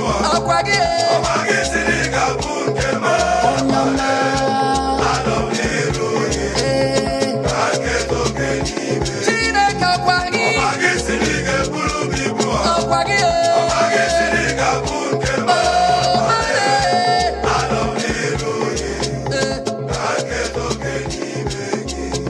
Jehovah iti ebube. Towards a functioning rail system. Well, you also what happened in the course of the week, and it definitely. Why are you smiling? Because I was very, very embarrassed when I saw that video. I was very embarrassed. And that's one of several. Well, Mr. Edochie joins us this morning. He's Managing Director, Nigeria Railway Corporation. Thanks for joining us this morning. You most certainly know how people are feeling about that experience. You want to begin by telling us exactly what happened? Good morning. Good morning, Nigerians. It's a pity that it happened. And that shows that we have to improve on what we do. We have staff that will check the technical, the fueling level at Ibadan. And they claim they did that. On its way to Papalanto, the operator who also signed off that everything was okay, raised an alarm that the fuel had gone down, which we later found out to be malfunctioning fuel gauge. But however, as far as he sent that alarm, the staff on duty had to get ready to send diesel in drums. The case was saying was correct. And that's what happened. There was a technical hitch that was corrected within an hour. The advent of social media, there is no place to hide. And that's what actually happened. We are looking into it so that such thing cannot happen again. And you know the situation of diesel. So we are not also ruling out that some people were trying to play some games with our diesel. So as a result, we have set up a committee to look into it properly and come out with a correct position. So I think I'll stop there as regards to the situation that happened this week. Mr. Kiria, you said malfunctioning fuel gauge. What were your engineers doing before the train left Lagos? Like they didn't discover that the gauge was malfunctioning. That's the explanation I said, that we will find out what happened, that they could not detect that the gauge was not reading correctly. However, we already have our consumption pattern that when you fuel the locomotive about 5,000 liters, the number of trips it should make before talking about fuel not enough to make her journey. You know, within the week, the diesel rose from 400 to 700. So that, as a person, that's the angle I'm taking it. And that's why I'm not taking it low. I think there was a game that some of the staff were trying to play. And we have set up a committee to look into that. You don't just wake up and say the diesel was low. So if the volume of diesel that was supposed to be fed to the locomotive was actually fed, we know the number of trips it should run, not necessarily the gauge. But all these things will come out within the course of next week. How significant is this discovery for you, given the efforts to revamp the sector over the years? You see, I think Nigerians should look inwards and think for the betterment of Nigeria. We encounter this every day, not that it's just, people have been sacked. You can't imagine asking an operator to take a train on its way to Jeba, he will claim an excuse of a failure. Now that we have a real-time monitoring on some of our locomotives, which we are trying to do, we get them and we deal with them. 2 weeks ago, just a rail bus take some staff to put Joko for an inspection. After dropping the people, he moved within session, which is a collaboration between the station master that will permit the local to move and the driver. Eventually, not knowing that some people were interested in what they were doing, they drained about 425 liters keg from the rail bus. And immediately we put them on suspension because you have to conclude the process before you dismiss them. I'm going to dismiss them. So I think this opportunity allowed me to sign a warning to them who want to play prank because of the high cost of diesel. Because the Nigerians are the end losers of these things. Diesels are expensive, and we cannot just wake up and say we are increasing our fare because we are supposed to provide service. And some people are trying to behave badly by stealing diesel. So I think we are getting to the end of such practices. What we have done is to install a monitoring, and we engage somebody who monitor and give us monthly reports on the journey of the locomotive. That when it's going to Kano, at every week we get the report by the real-time monitoring devices were placed on our locomotive and fuel depots. Mr. Akiria, this is a service that everyone had paid you compliments on. Even earlier this week, some people had gone on that service and had posted on social media what a fantastic service it was, and urging people to go and try it out. You know, the air conditioning is working. You know, all the accolades were given to your organization for that service. And then this happens. I mean, I think it's a painful thing, but they should also praise us for our quick response to ensure the train was not delayed for more than 1 hour. We responded quickly, and the journey continued. And that is the attitude of all of us, not just the railwayman. Because a situation where you put a security man to guide a system and bringing people to start stealing there we experience this every day. So our attitudes have to change. There is no place to hide. So it's painful. Then Nigerians behave like this, and sometimes I look down.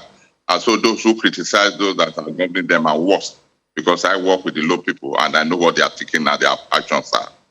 So they put us under unnecessary stress that should not happen. And out of every 12, there will be a Judah. So, but we say it's now the responsibility of management to filter the Judah and have appropriate punitive measures to ensure that it serves as a deterrent for those who are planning such things. Engineer Kiria, forgive me for, raising this angle, but could this be anything to do with the welfare of the men you work with? And if you see, I'm very strict.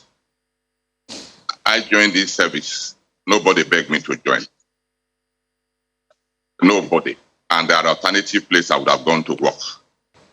If I remain to work there, I should bear my heart out and work there. Low welfare is not an issue. Otherwise, in the other part of the world, they give people that are not working money. Do you not say because you are not getting money because you are not working, you should kill the country? So it's not enough reason. It's just our character. You are the managing director, so, it's perhaps easier for you to say. And since you say you work with the people on the lower rung of the ladder, you must know what they go through. That's what I'm saying. So people are still begging to come and work, knowing the welfare package we have. We have over 500,000 applications.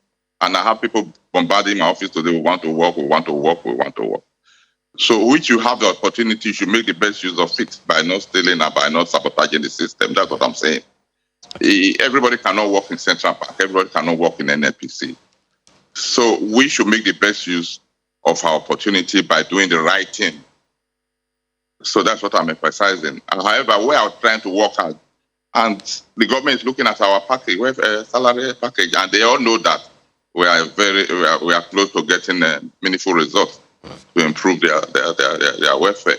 So it's not a secret. They all know it. They will address them, and we let them know this. The union knows this, and that they are also playing a role to ensure that the packages are improved upon.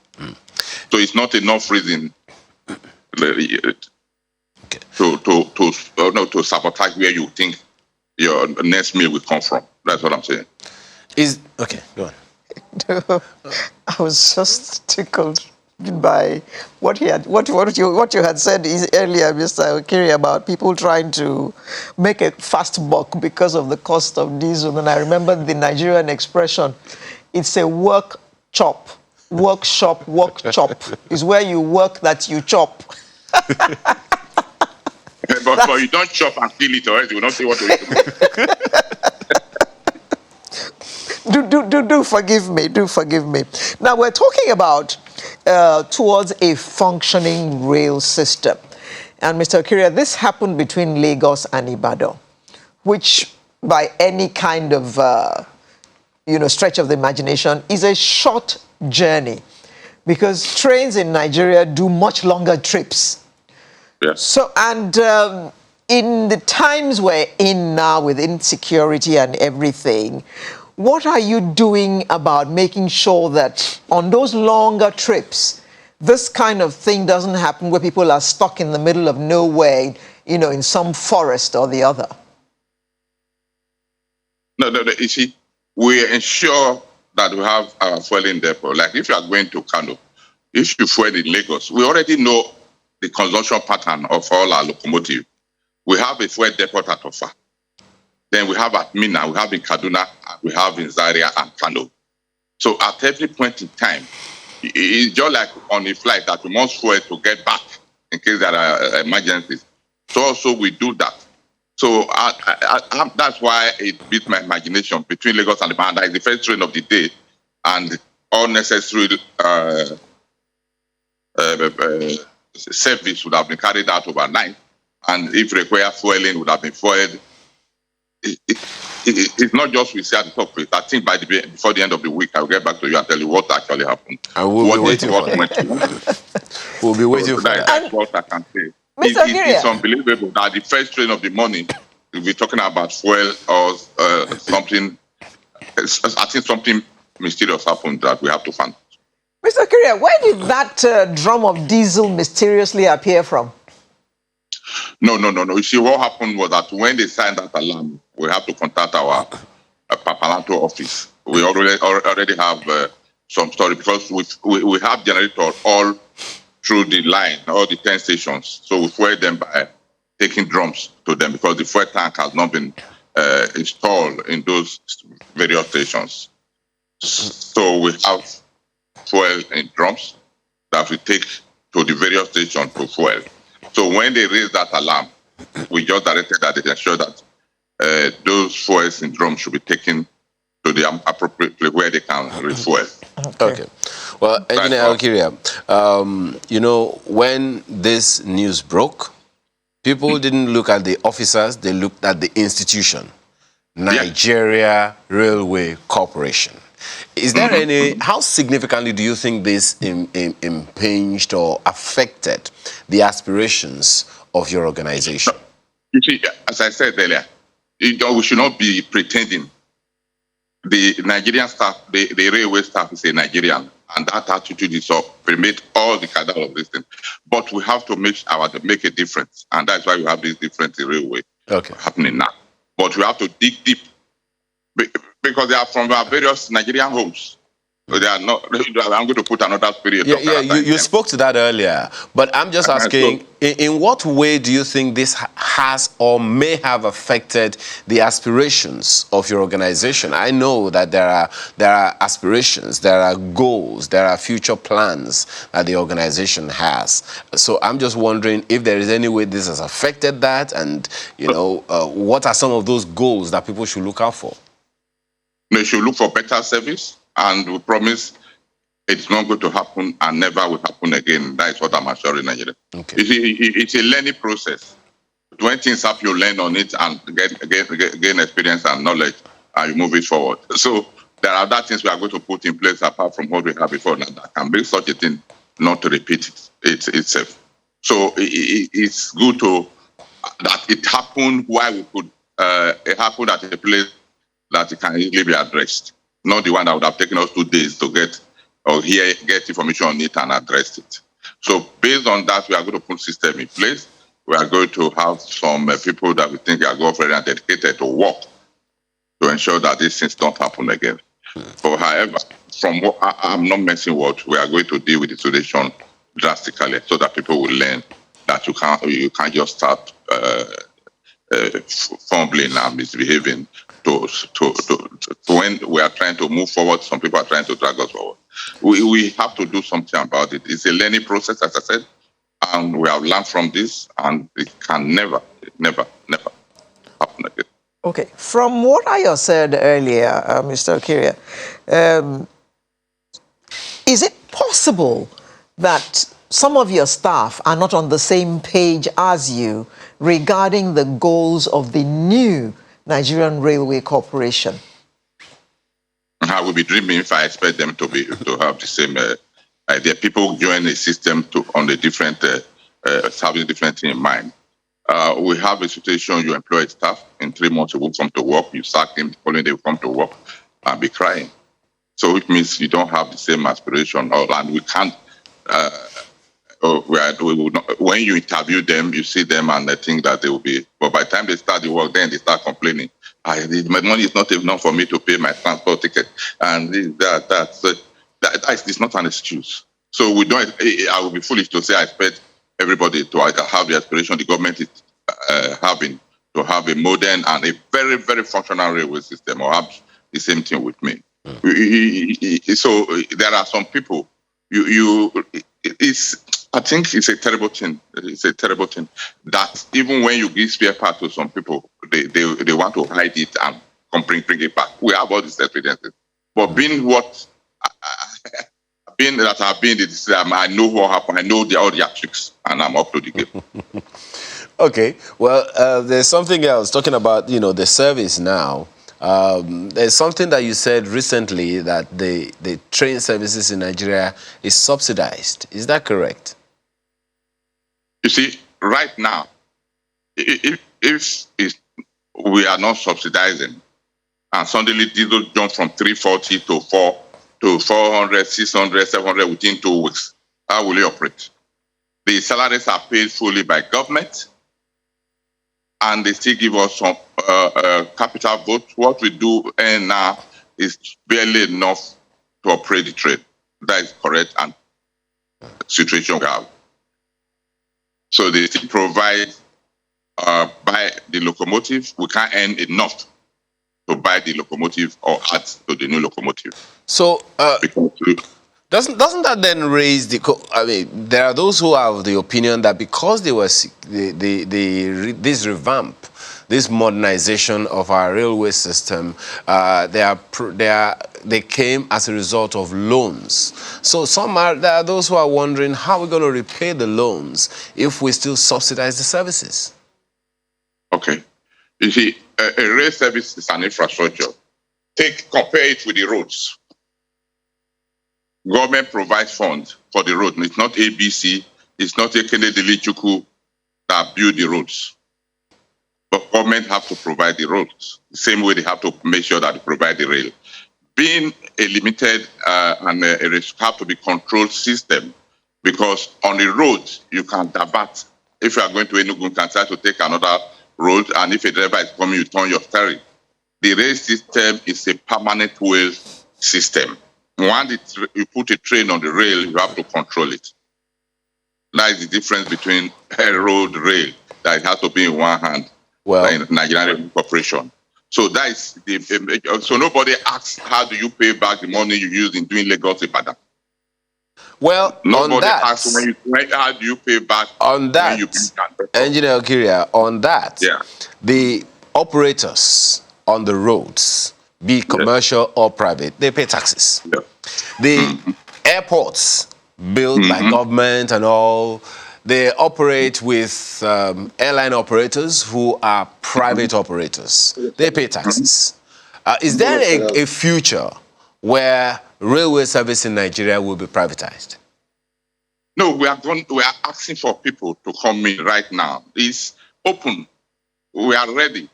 That's why you see the Lagos State are doing something. We are supporting them. You see the federal capital, that is Cross River. If people come up, we support them. Mind you, rail is not cheap. It's not that you can buy 2 buses and you operate. A locomotive, 1 locomotive without the coaches, $4.5 million. So we're encouraging them. Our government is even encouraging them. When you come in and you are not making it, do we work a system out why even government can subsidize? It's done in the US. Go and check their budget every year. It's called capital state and private system. They still have a budget for rail operators that they give to them in billions of dollars. You can check it. You can go it. But those environments that you speak because to, you have to provide service. You and I have to get a better service. But for other sectors to economy and commerce to grow. Okay. That's what you should. All right, but those sectors that you spoke to, those parts of the world that you spoke to, the systems seem to have been so firmed up in such a way that they work, generally smoothly. So the concern on the minds of several people is the sustainability of this system, this rail system, this modernization, in the light of the fact that it still rests or survives on the subsidy, on the mercy of government. I think you should know better than me. Even the airline you talk about, how much did America spend every year to give to them? The private, so-called private companies.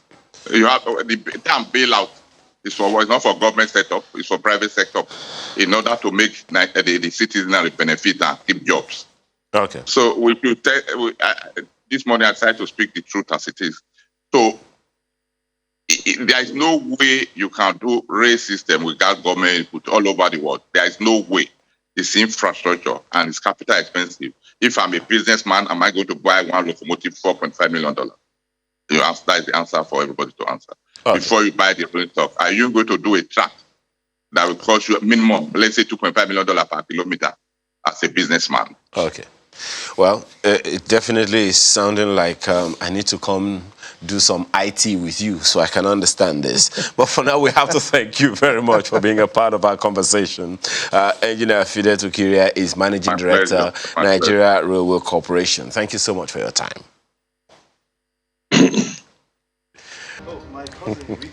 Well, no marks there for guessing who our guest of the week is. I mean, the very first clip just took my mind back, way back. How many decades back? Oh, several. 3, 4, 3, 4. With a young Pete Edochie acting in Things Fall Apart. Well, our artist of the week today is no other than the famous, ever lovable Pete Edochie. Good morning, Mr. Edochie. Or is it Chief? Where is Mr. Edochie? Chief. Chief. Chief. Chief, not Mr. Good morning, Chief Edochie. Good of you to join us today. Yeah, good. God bless you. Thank you very much. I suppose you joining us today has something to do with an event that happened in the course of the week or last week? Well, it depends on you. You invited me to join you, so you know why you did. I mean, something about a birthday celebration, Mr. Chief Edochie? Yes, of course. I turned 75 a few days ago, on Monday to be precise. Yeah. I can see that the quintessential broadcaster is still very much in there. Well, of course. I mean, if you're a broadcaster, you remain one, no matter what happens. Full stop. No two ways about it, Chief. No two ways about it. I want to ask you. Certainly not. Yeah, I want to ask you a nostalgic question. Okay, well, a question, and I Yeah, go hope on. it Yeah. brings some nostalgia. I mean, I don't know how many times you may have been asked this question, if ever, but looking at the young Okonkwo in that movie, played by you, at 75, how does it feel? Well, you used the exact word. You talked about nostalgia. But I look at it and I say to myself, is this really you? I mean, Oh, that's some when local. when I did Things Fall Apart, I was 38 years old. Wow. Today I'm 75. So it's been quite some distance, if you ask me. And anybody who tells you that age is just a number should be subjected to psychiatric evaluation, quite Oh, wow. honestly, because I can tell you that, I mean, you get older and you discover that most of your faculties are falling apart. Quite but well, that's all part of life, you know. Now the aging process, you can never run away from it. But you're lucky if you age gracefully, you know. If you have things that will sustain you as you age, that's where the luck is. If there is nothing to sustain you as you age, then come on, you are in hell. So I thank the Almighty God that I'm still inching on. Yeah, that's right. You know, so. But Chief, you're still acting. Yes, of course I am. My faculties are still intact. I did plenty of Shakespeare in my time, so what I do now is not quite as challenging as things used to be in the past. So I think I'm enjoying myself thoroughly. I'm enjoying my retirement, if I'll put it that way, because I retired from broadcasting after 31 years and decided to go into acting full time, and that's what I'm doing. I don't allow myself to be distracted by any other thing, so I concentrate on acting. Yeah. Okay. I'm going to ask you, since you have traversed two sectors of life, so to speak, broadcasting and acting. So let me ask you your take on broadcasting that you retired from and the broadcasting that we experience today.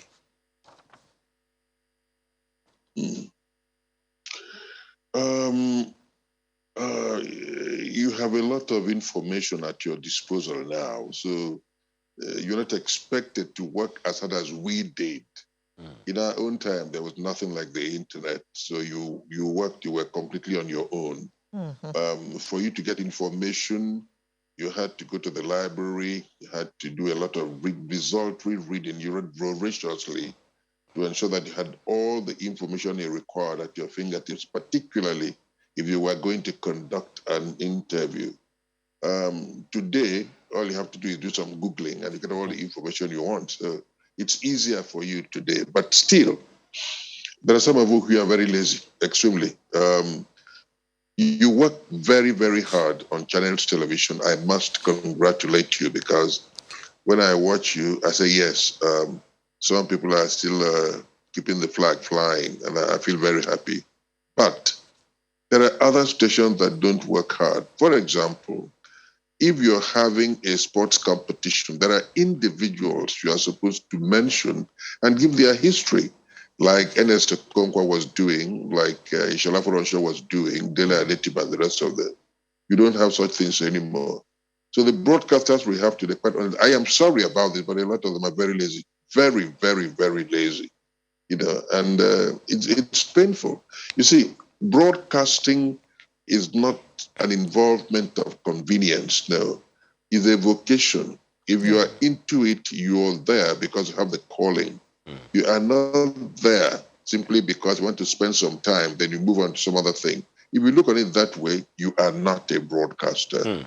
In our own time, we we started the broadcasting organizations of Nigeria in 1973 when we did the All Africa Games. And look, We worked our body asses off in order to get it off the ground, and I think we did very well. I don't see such commitment anymore. I don't. I'm sorry, but I'm being honest with you. I don't. Okay. Yeah. Those days have been, they are quintessential days, if I can use the term in this context. Right. But Yeah. I'd like you to, if you don't mind, go back in time. Give us an example of a time you were looking for information or running a research, and maybe you had a hard time getting certain information. How do you deal with it when you're not sure whether or not this is it? I mean, you didn't have Google, just as you said, and sometimes the library may not even be as up-to-date as you need. We did a lot of reading on our own. It's simple. We read a great deal. I have a very, very, very big library up till this moment. And I am still buying books and I am still reading. The people we see today don't seem to spend much time buying materials and reading them. Like I said, information is easily available to you. You just Google and there it is. We worked hard on our own to obtain information, right?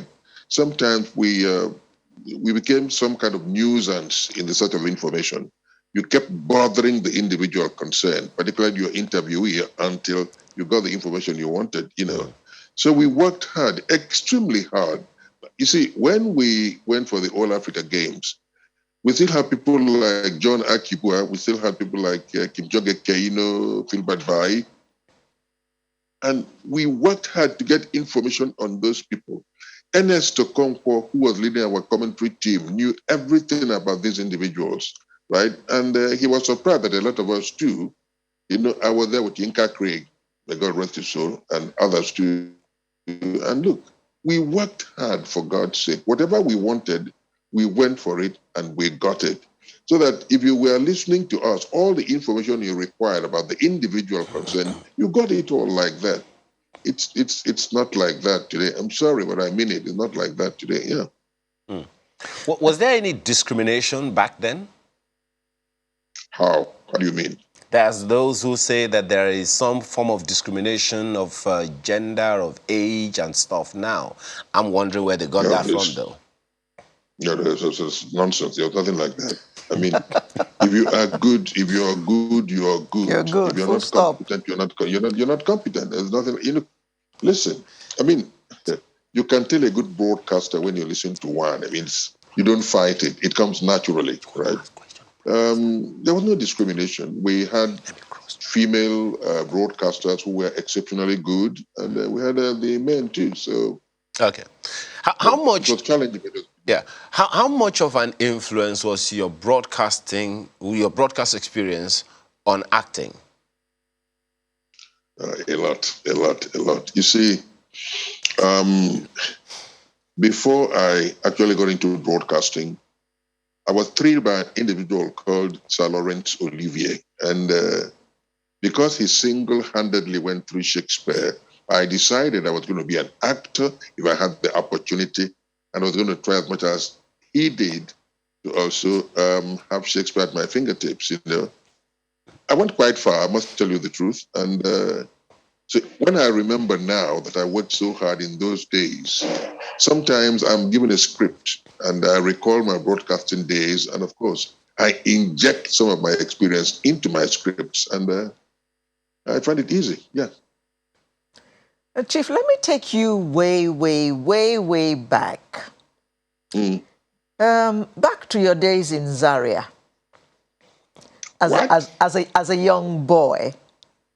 What were those days like? Do you have any recollections?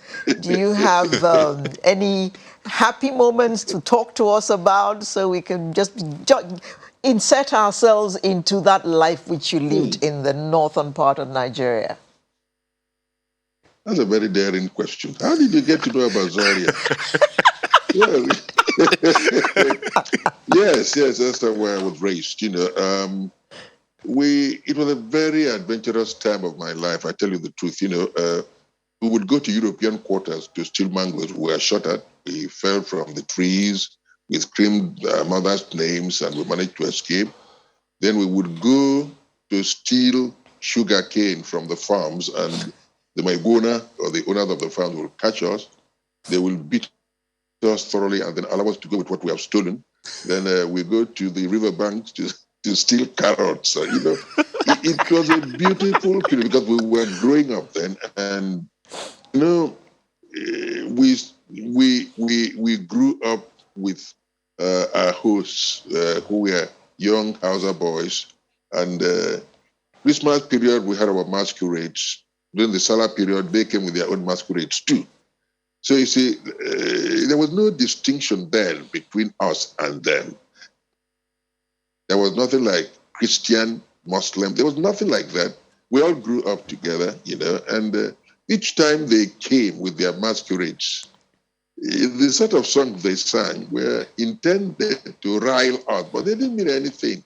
Like saying "Kankeredi," you say "Kankeredi" simply means the head of a dog is very sweet. They knew that as Igbos, so some of us probably ate dogs and all that, and they would come and tell you that "Kankeredi," and then when they want to talk about coconut, because they believe that Ojuku's father made a lot of money from palm kernels and all that stuff. They tell the Ubanka Hokwakwa. Your father climbed the palm tree. For the past 2 weeks, he's been up there. He has not come. Most of these things, maybe they were intended to rile us, but they didn't mean anything, you see. And okay, we go to play football. We quarrel on the football ground. The people who always came with the football were our Muslim friends. And each time we scored against them, they would take their ball, they were going away. We would beg them, concede it was no goal. So we started again, Sometimes we broke up on some discordant note. The following day, we shall reassemble. I mean, it was all fun, I tell you the truth. It's not like that these days. It's not. I don't know whether those old days can ever come back. I doubt it. I doubt it. So growing up in Zaria was a wonderful period of my life. I am not ever likely to forget. Yeah. I don't know how you delved into this, but I think you got me there.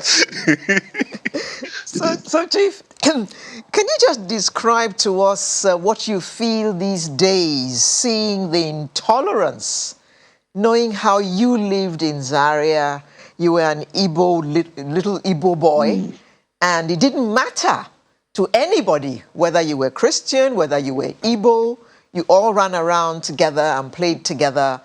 I mean, describe to us how you feel now, the intolerance that young people and even adults, well, should I say, what young people have inherited from their parents, this kind of discrimination that we see all over Nigeria. I am disappointed, extremely. The impression I get is that there are two distinct political parties in Nigeria, Christianity and Islam. Simple.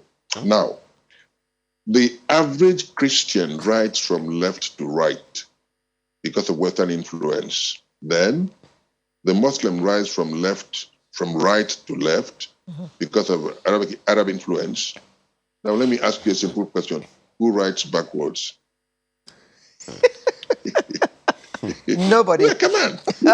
This is a problem, and you see, this is why there appears to be an insuperable gap between the Muslims and the Christians in this country. So there is this struggle for supremacy. I must overtake such and so person. I must assert myself at the expense of this person. And the moment you have that kind of mentality, the country can never move ahead. What me? You can't move ahead.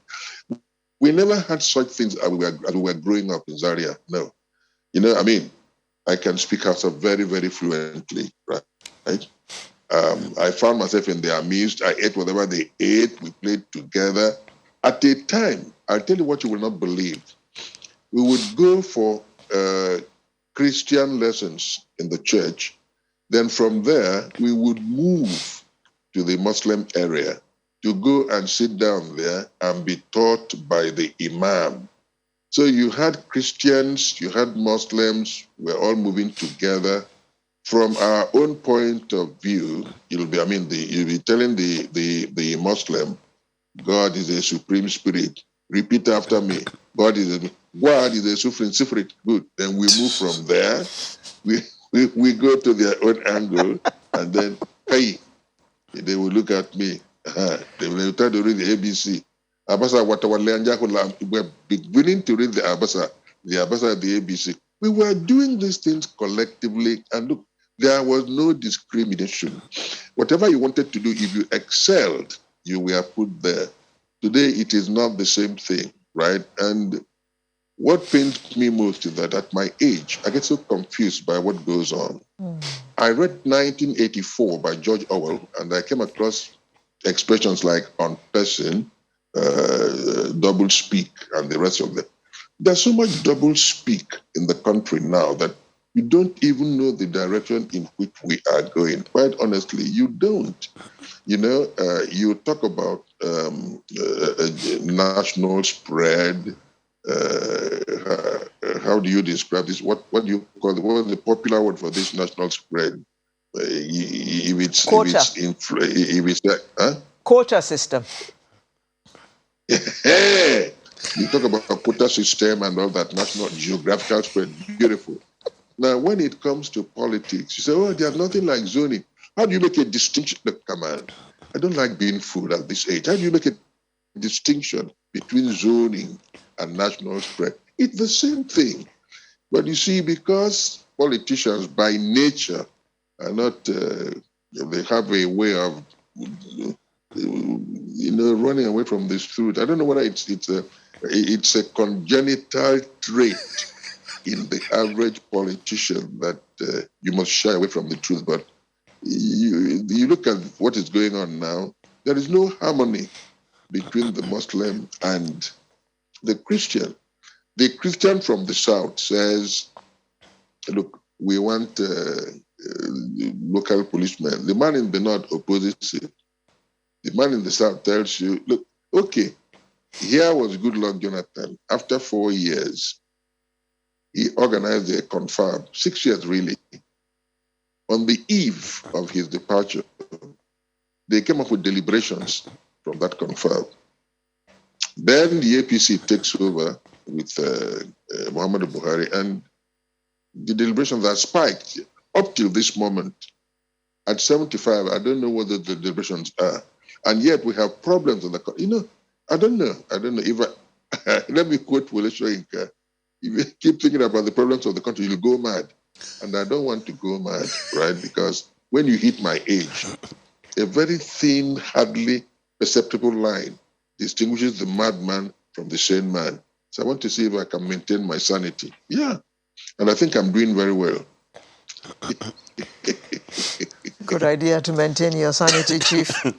Now, after you left secondary school, you went to work with the Nigerian Railway Corporation. The same one we were talking about in the last... Yes, my father was there. Sorry? Yeah. I think my father was there. Yeah, go on. The same one we were talking about in the last segment. What are your memories of your days at the Railway Corporation? When you compare it to the Railway Corporation which we have now? Well, I say now with hesitation because I'm thinking about the Nigeria Railway that we had before the government decided to revamp the sector. It will be difficult for me to be authoritative on that if I must respond to that question, because we in the Southeast are not part of the arrangement by the government. Yeah. Amechi cut us off completely. So I don't know what the railways looks like now. I don't, but from what I see, there's plenty of infectious incompetence there. I mean, going to invent some of this flowery language to see if you can cover up the incompetence that is stinking there is just to fool people. It was not like that when we were there in the 60s. No. People from all walks of life, from all parts of the country, were working in the railways and ensured that the railways was working. Whenever any engine or any train had a problem, it was shunted into the background and You have people working on. I don't know what it is like today. Quite honestly, I don't know because I was watching the railway head talk about a few things, but I wasn't impressed with what he was saying. I was not at all because every other day you have problems with the railways. Every other day, right? And we're not going to spend all our time looking for pegs on which to hang our failures. That doesn't make much sense, you know. So railways today, quite honestly, I don't know what it's like. I know that out here we don't talk about railways because it's not functioning in the southeast. It's not, you know. Maybe one day, someday, Amechi may include us in another round of refurbishments or whatever. That. So when that time comes, perhaps I can just look in and see whether I can compare the operations now with what they used to be in those days. But for now, we in these parts, we don't have the railways. No. Well, something that is definitely thriving in the East, as in every part of Nigeria, is Nollywood. And Mm-hmm. and You hit the nail, yeah. and I'm actually very excited, you know, to find that, you know, culture plays a significant role in much of these things. And I'm also very happy that at least you have traversed virtually every space in the country. Well, correct me if I'm wrong. How significant would you say culture is in what we do? I'm asking that against the backdrop of the values and stuff that we're supposed to be passing across, you know, through our movies and all. You know that recently there's been a lot of talk about ritual killings and all, and the Film and Video Censors Board have been charged with the responsibility of ensuring that such contents don't go into, you know, our movies anymore and all of that. So in terms of the content, the quality of messages, we'll talk about the quality of production and all later, but the quality of the messages, pushing the values, the cultures and traditions of the various Nigerian societies, what would you say our rating is from your 75-year-old experience in this life? Thank you very much. I've been waiting for that question. You see, situations breed people. Let me just put it that way. When we were young, growing up in Zaria, each time we went to watch cowboy movies starring the likes of John Wayne, Alan Ladd, Robert Mitchum, and the rest of them, we would see them rolling tobacco and smoking. Most of my friends did not want to accept that they were rolling tobacco. They thought they were rolling hemp. And then they went ahead to enslave themselves with hemp. They were all destroyed. I was part of that team, but I didn't join them in rolling hemp because I knew that that was tobacco. I tell you why I am using this example now. You know, a lot of people watch our movies. Our movies are intended to be didactic. There must be a lesson in every movie you watch, what it should be. Whether it is that way now, I cannot tell you because I'm not in all of them. But you see,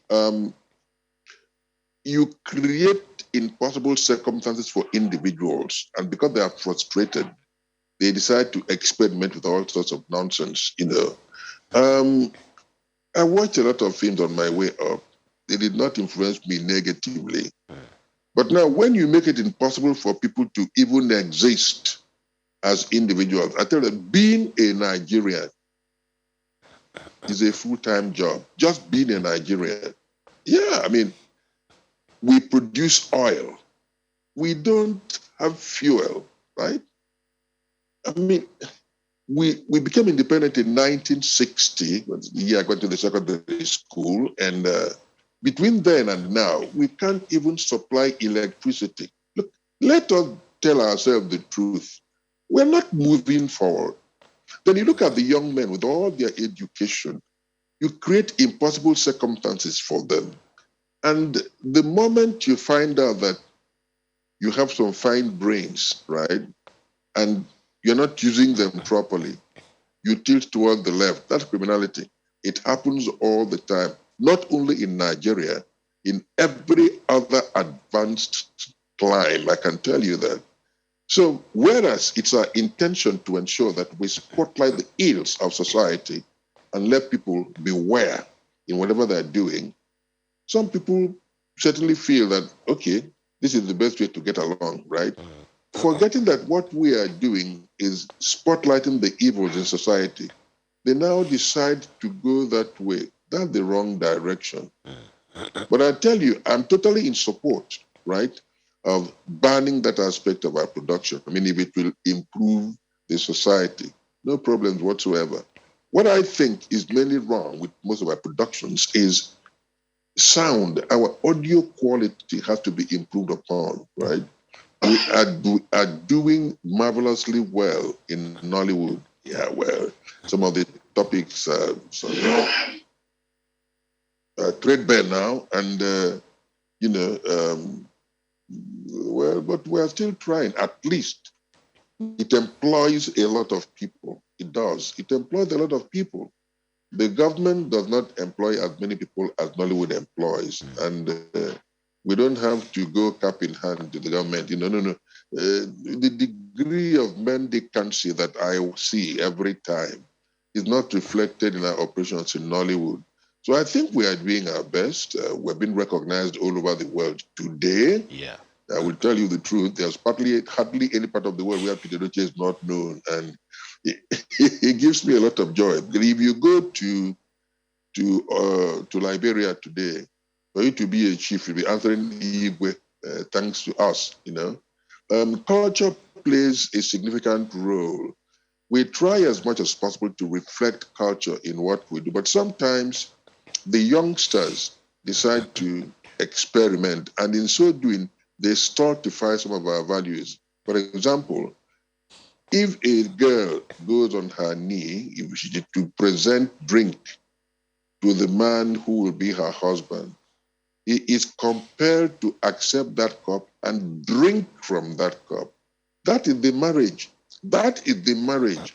If he picks the cup and pours away the drink, he is not married to that girl. And sometimes you see that kind of nonsense in our productions.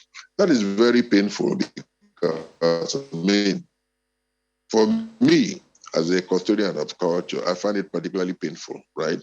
A lot of our young men don't even understand our culture. They don't, and they try to reflect it in what they do. Sometimes we find a king going to make overtures to a girl. You don't, look, that is not what it ought to be. If I'm an Igwe and I want to get married, I don't have to let my other wife know that I'm going to get married. No. It is my prerogative as the king to take wives from anywhere.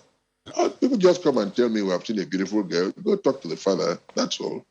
And it's a joy that she's going to be identified with, the king. And that is all. In those days, if the king were having an ofala and you came with a beautiful woman, if the king points at that woman, you've lost her.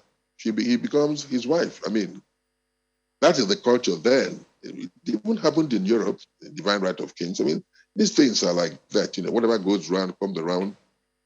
But today, somehow, we misrepresent our culture, aspects of it, and I don't feel too happy about it, I remember that in one production, I saw my very good friend Olu trying as much as possible to get close to Chioma Chukwuka, a wife that was procured for him, and he had to engage people to hold her so he could, by hell.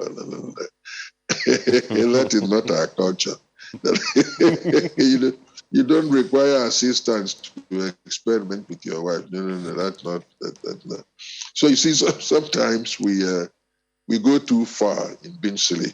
But ordinarily, we should do our best to put our culture across, and the government, by the way, should not hesitate to be of assistance if we go to produce.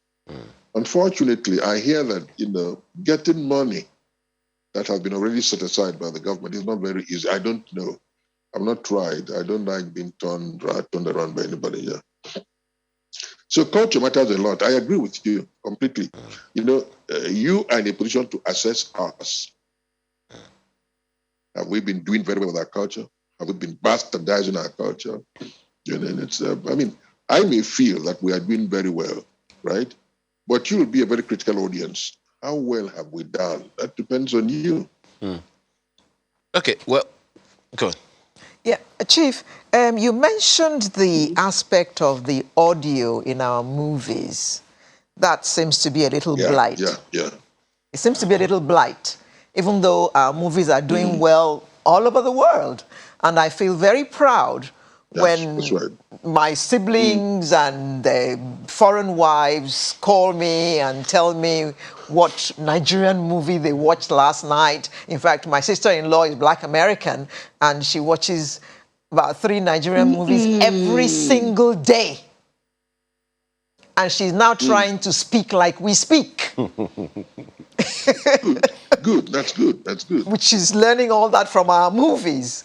Now, you spoke about the audio. What else would you see as a blight in our productions? Sometimes we put out some wrong grammar. Unfortunately, it's so infectious. Somebody says, I have not come to banter words with you. There's nothing like that. That's not English. I've not come to bandy words with you. It's not banter. But you see, you can't engage Peter Richard to be there and be looking at the scripts and all that. But,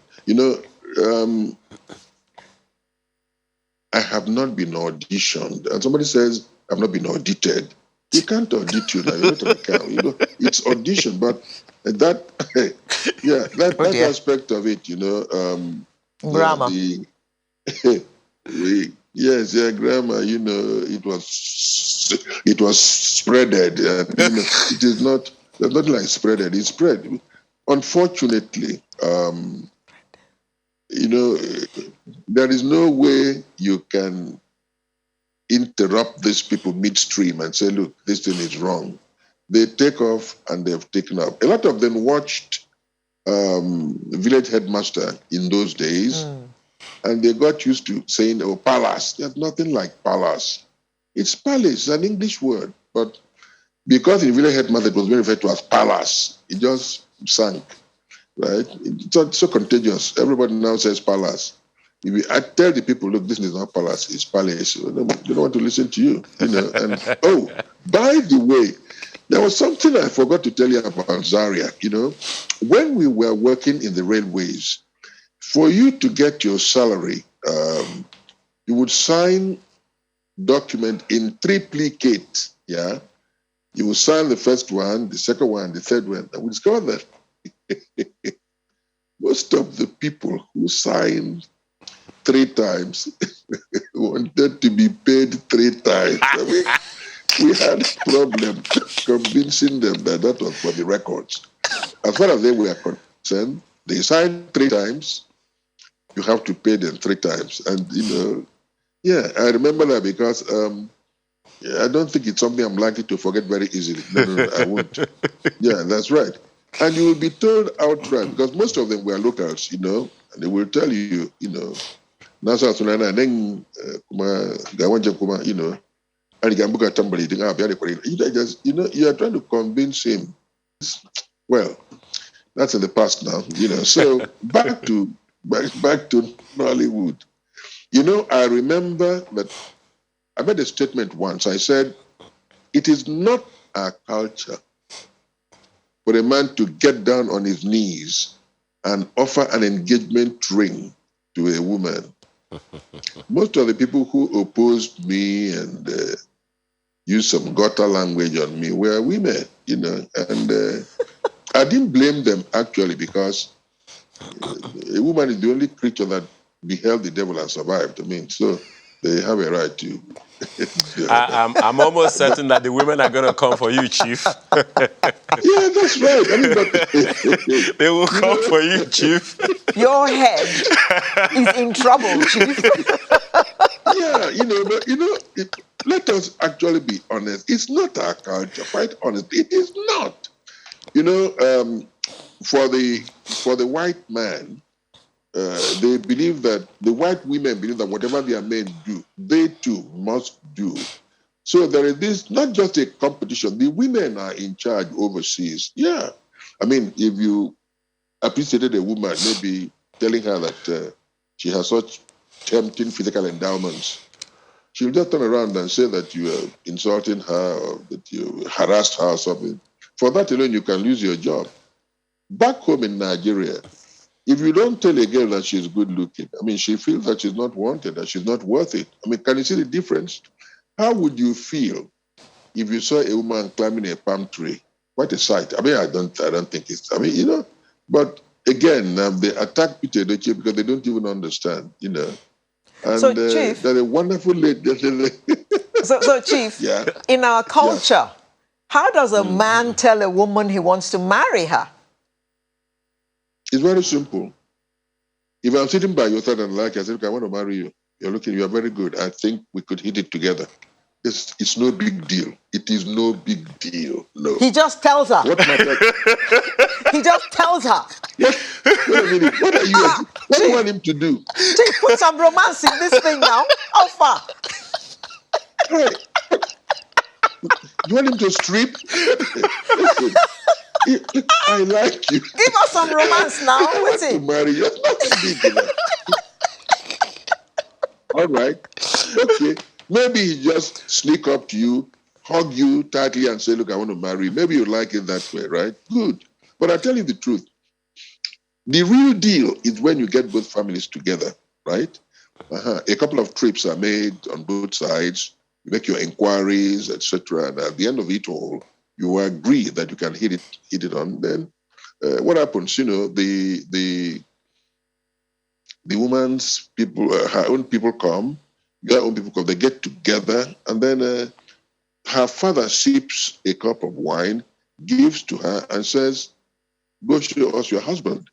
She moves around, right? And then genuflects in front of the man who is going to be her husband, sips a little, gives him that cup, he drinks from it. That is the marriage. The moment that happens, what it simply means is that you can now eat what they brought, right? The deal has been sealed. That's it. It's not, getting down on your knees and. Okay, As Chief. they say, Chief, bam. You see, our women think that they think that. Yeah, go on. I wanted to say that you maybe you already authored or you have to author a book on culture so people know these things. That's something This has to be in that book. Yes, you have to let people know, and I know. I mean, you've been through some of the cultures, and with your vast experience, these things should be easy for you. But there is something you are very well known for, whether in movies or, even in natural life, and that is proverbs. You will tell us some, but why?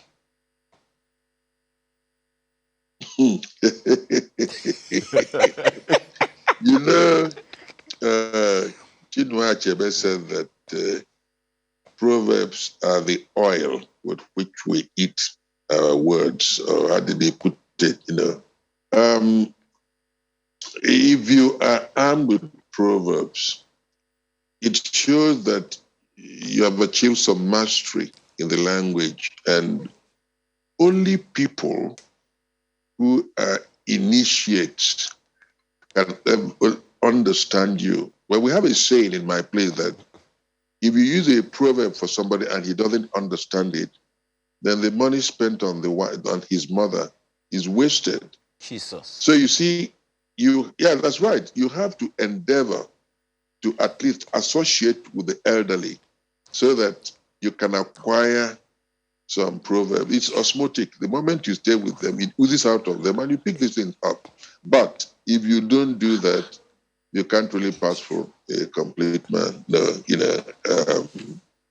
like people say, no matter how much you cry tears, blood will never come out of your eyes. It happens to be. And the second charge that I'm going to give you, Chief, is you have to write a book of proverbs too. Because this have to just go in a book. But we have to thank you today for the time that you've given us. A happy birthday once more is in order. Many happy returns. Wait. This is beginning to sound like a conspiracy. A lot of people who came to see me were saying the same thing. Chief, You have to write a book on our culture. Chief, you have to. Did you people plan it? Yes, Thank we you very did. much for today. We did. We planned it. Chief Pete Edochie, member of the Order of the Niger. That's right. Broadcaster, actor, and so on and so forth. Thank you very much for joining us today and for closing our program today, the 12th day of March, 2022. Thank you very much, and may God bless all of you. Amen. Keep it up. Your station is wonderful. Thank you. Thank you, Chief. Thank you very much. Thank you. Thank you. Thank you. So that's our program for today. We'll bring you a fresh edition next week. I'm Alero, wishing you a very happy weekend and see you next week. Go get your PVC. Oh, yes. I'm Ayo Makinde. Have a wonderful rest of your weekend.